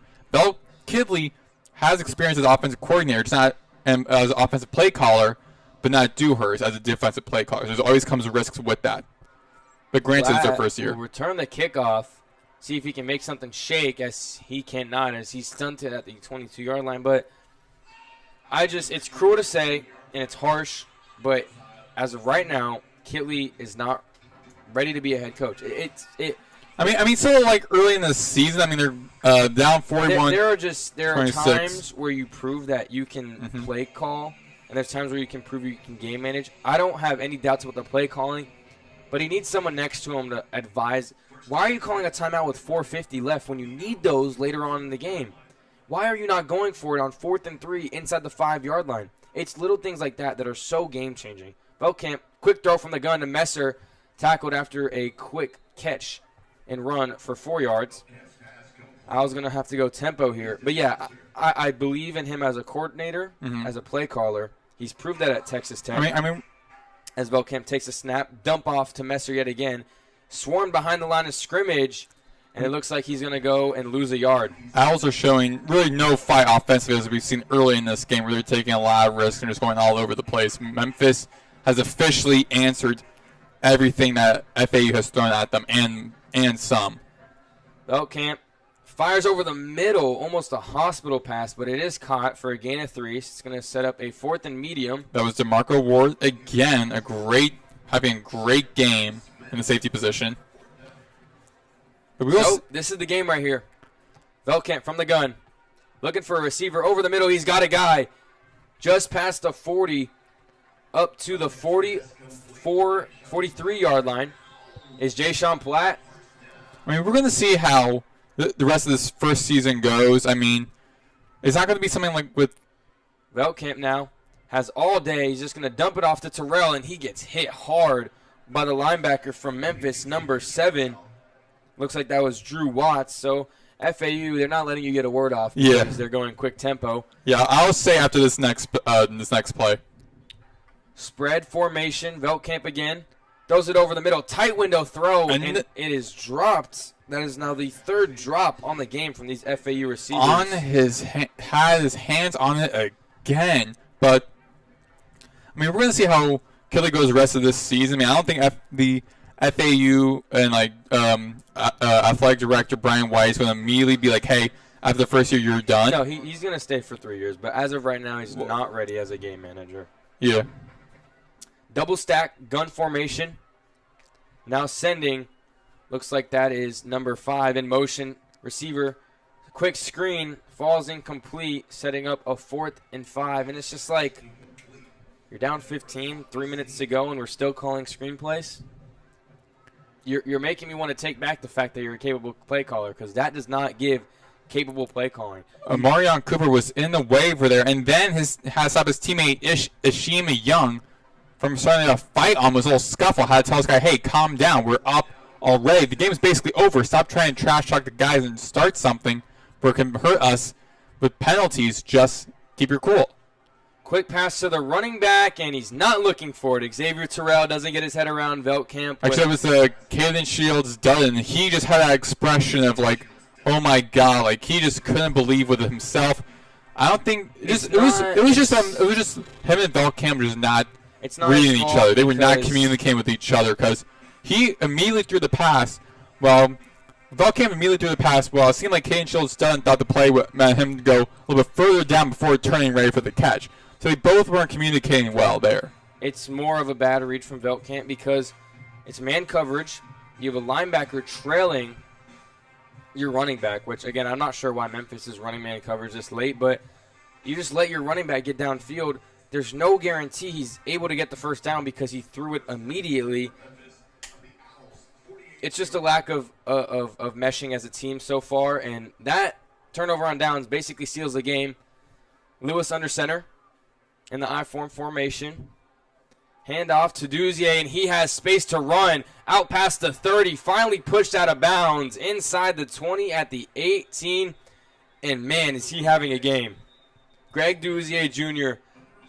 just south of 200 yards on the game before that rush. Yeah, 16 rush attempts, 171 yards, 2 touchdowns. And can't forget that 90-yard rush that he had in the third quarter. And that rush puts him at exactly 200 yards on the day. 17 attempts, 200 yards, 2 touchdowns. He's been the X factor in this game. And it looks like the referees are going to get FAU on a hands to the face, which gives them an extra 15 yards. And penalties are just hurting FAU at the end of this. It's actually half the distance to the goal since they're inside the 20. So they have it at the 9-yard line.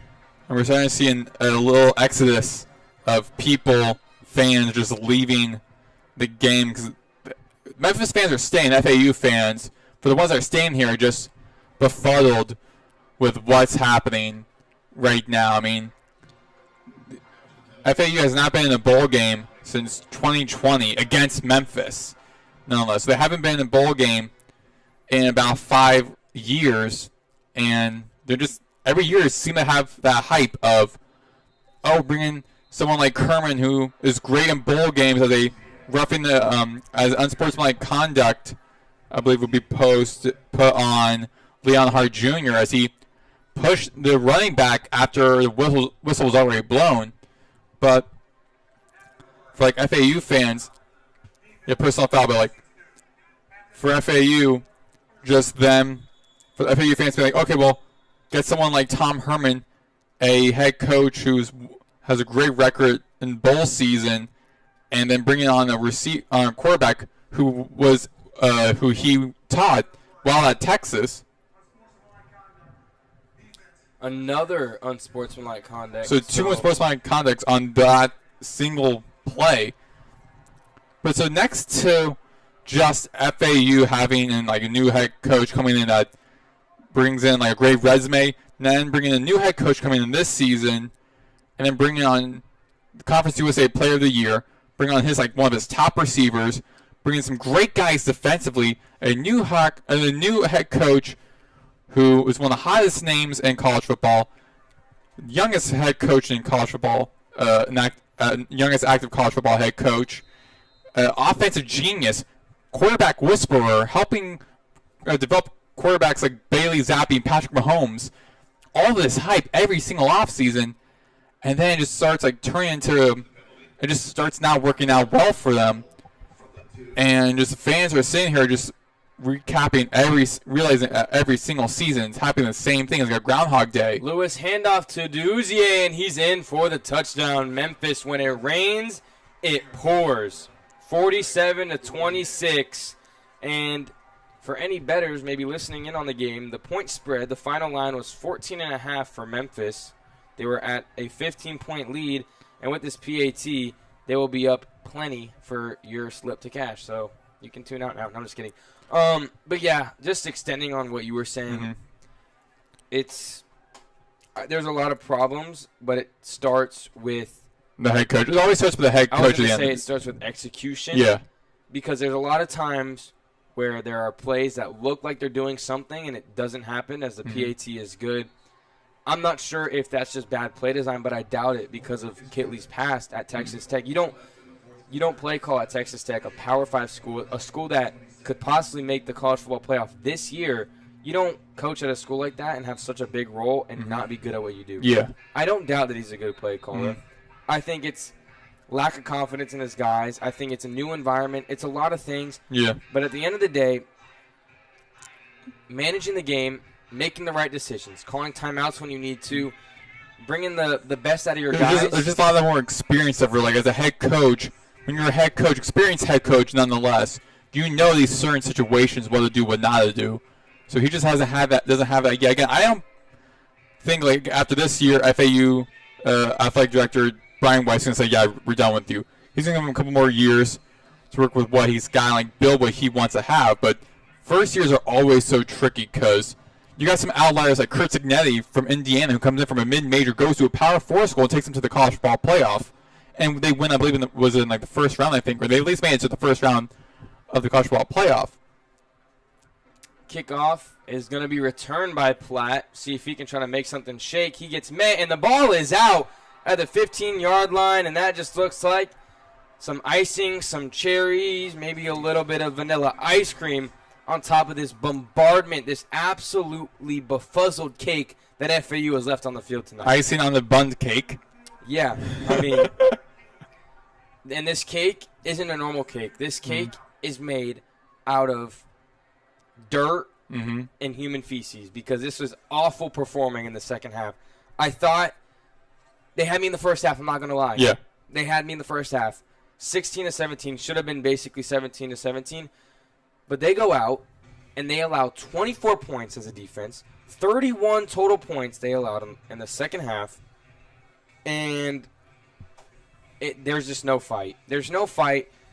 These guys don't even look like they want to be on the football field. And it's also just unfortunate before we head into the immediate timeout, but it's so unfortunate because 25th year, 25 straight years, FAU has won is the youngest program to make it from FCS all the way to an FBS almost Power 4 school, mid-major, but could compete against the Power 4 schools. Like, there are some schools, Memphis, Tulane, Army, like these programs, North Texas too against your Washington State. Like, there are programs in this conference that compete against mid-majors. They're the only against the Power 4s.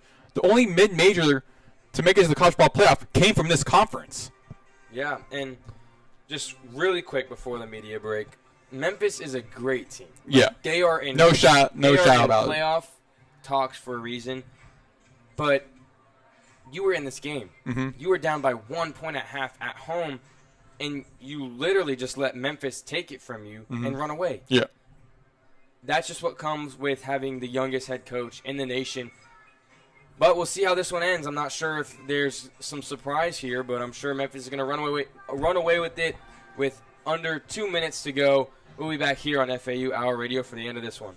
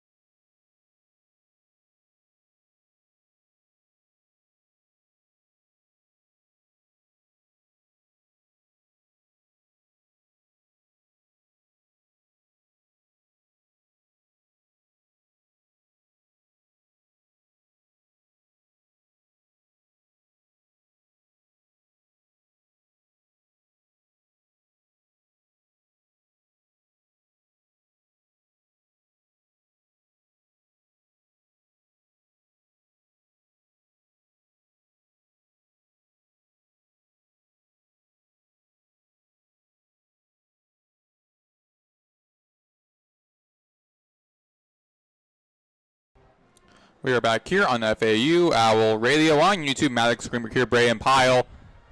In the 2-minute timeout, 1:55 to go.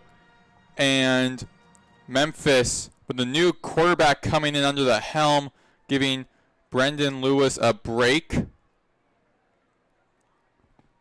Will be, actually, the check, it'll still be Brayden Lewis here. In T formation.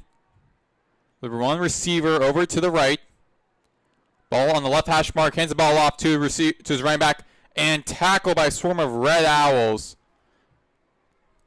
Makes it a 2nd and 10 for Memphis. Frank Peasant with the one with the ball for Memphis. I'm back, y'all. Had to take a quick rampage. I just ran through every wall here in the media booth. Had to let some rage out. Just kidding. I went to take a bathroom break. But it is 2nd and 10. Minute 20 to go. What were you going over, Maddox? I was going to go over the play, but after this next play, I'll discuss the scores in the conference. Handoff to Duzier. Gain of nothing, but wait. Oh, it's a keeper. It's a keeper. They had me fooled. Brayden Lewis on the keeper. Waltzes in for a touchdown. That had both of us fooled. Remember that Broncos-Cowboys game a couple years ago? Peyton Manning, when he was a quarterback for the Broncos. But there's a flag on the play, so I guess I didn't miss the call after all. Lewis is walking back. They have the PAT group waiting. Might be holding on the offensive line. It's a defensive penalty, and Memphis adds on some more. A 50-burger for the Tigers. Brayden Lewis with his 2nd rushing touchdown of the game. He's had an amazing game through the air and with his legs. He has 17 rushing attempts, which for a quarterback is a lot. 60 yards and 2 touchdowns. And through the air, he's 13 and 19 for just under 200 yards. He's at 196 with 2 touchdowns. And he really led them to this victory. Him, Brayden Lewis, and Greg Duzier, they are the MVPs of this game as the PAT is up and good. It is now 55-26. Memphis leads the Owls. They have scored 31 points in the 4th quarter.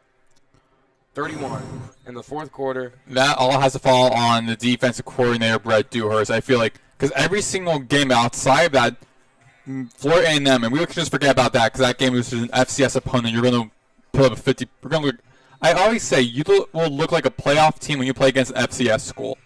And FAU look like a playoff team with that win over a 56-14 victory over the Florida A&M Rattlers. So besides that game, every single game, and at least one quarter, there's been 20-plus points scored in just one quarter alone that FAU has given up. All that falls on the defensive coordinator.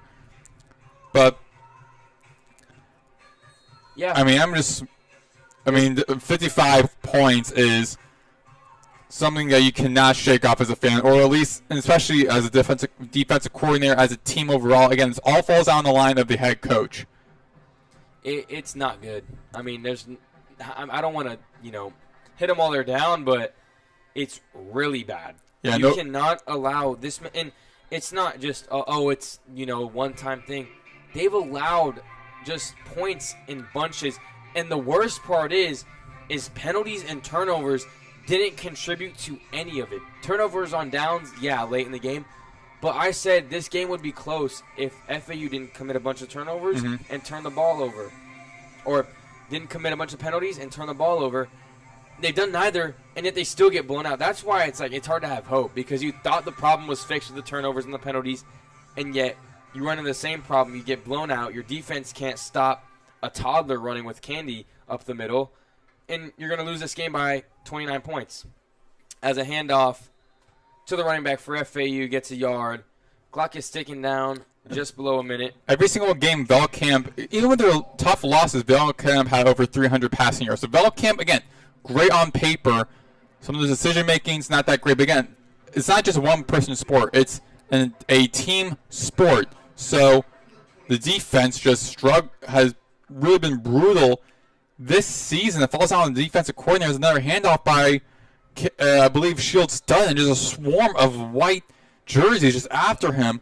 Now, looking over to the next week for both these teams, both of these programs play on October 4th, time to be determined. For Memphis, we start with the visiting team, Memphis.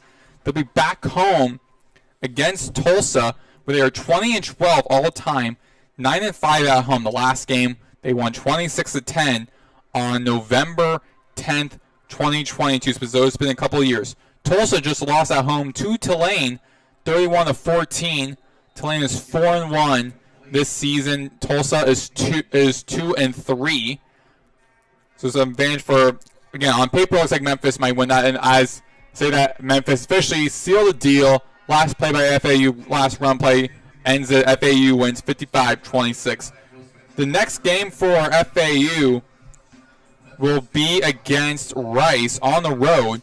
They're 2-3 all time against the Rice Owls. Their last game was on November 25th, 2023, where they lost 24-21.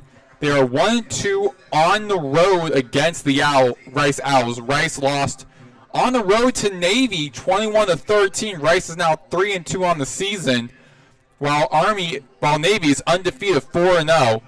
So they gotta look ahead to what's happening, because now after this game, you're gonna have to deal with the feeling of like defeat tonight, probably tomorrow, but then Monday, team meetings and preparing.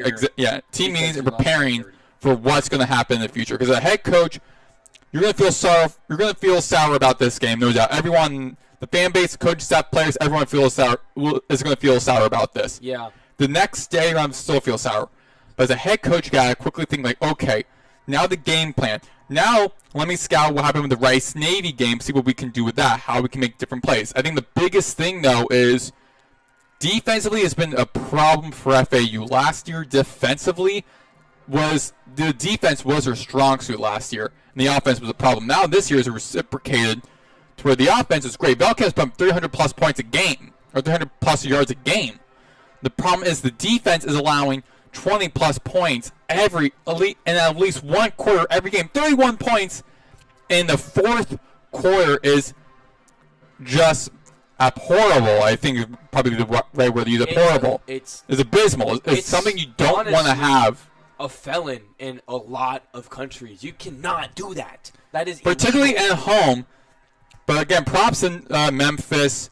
5-0. They're one step closer to making it to their 11th straight bowl game, while FAU is still trying to find it. And again, they're starting the season 1-3, and it looked like it should have been 2-2, honestly. Because, again, even though they lost that first game against Maryland, Big Ten school, they still looked really good in that game, at least on paper. Again, paper is one thing, grass on the field is a whole different thing. FAMU, FCS school, you're going to look like a playoff team against any FCS school ever. Except for FIU, who did lose to Delaware. Actually, no, Delaware just became an FBS, but used to be an FCS school. So you're going to look great against an FCS program.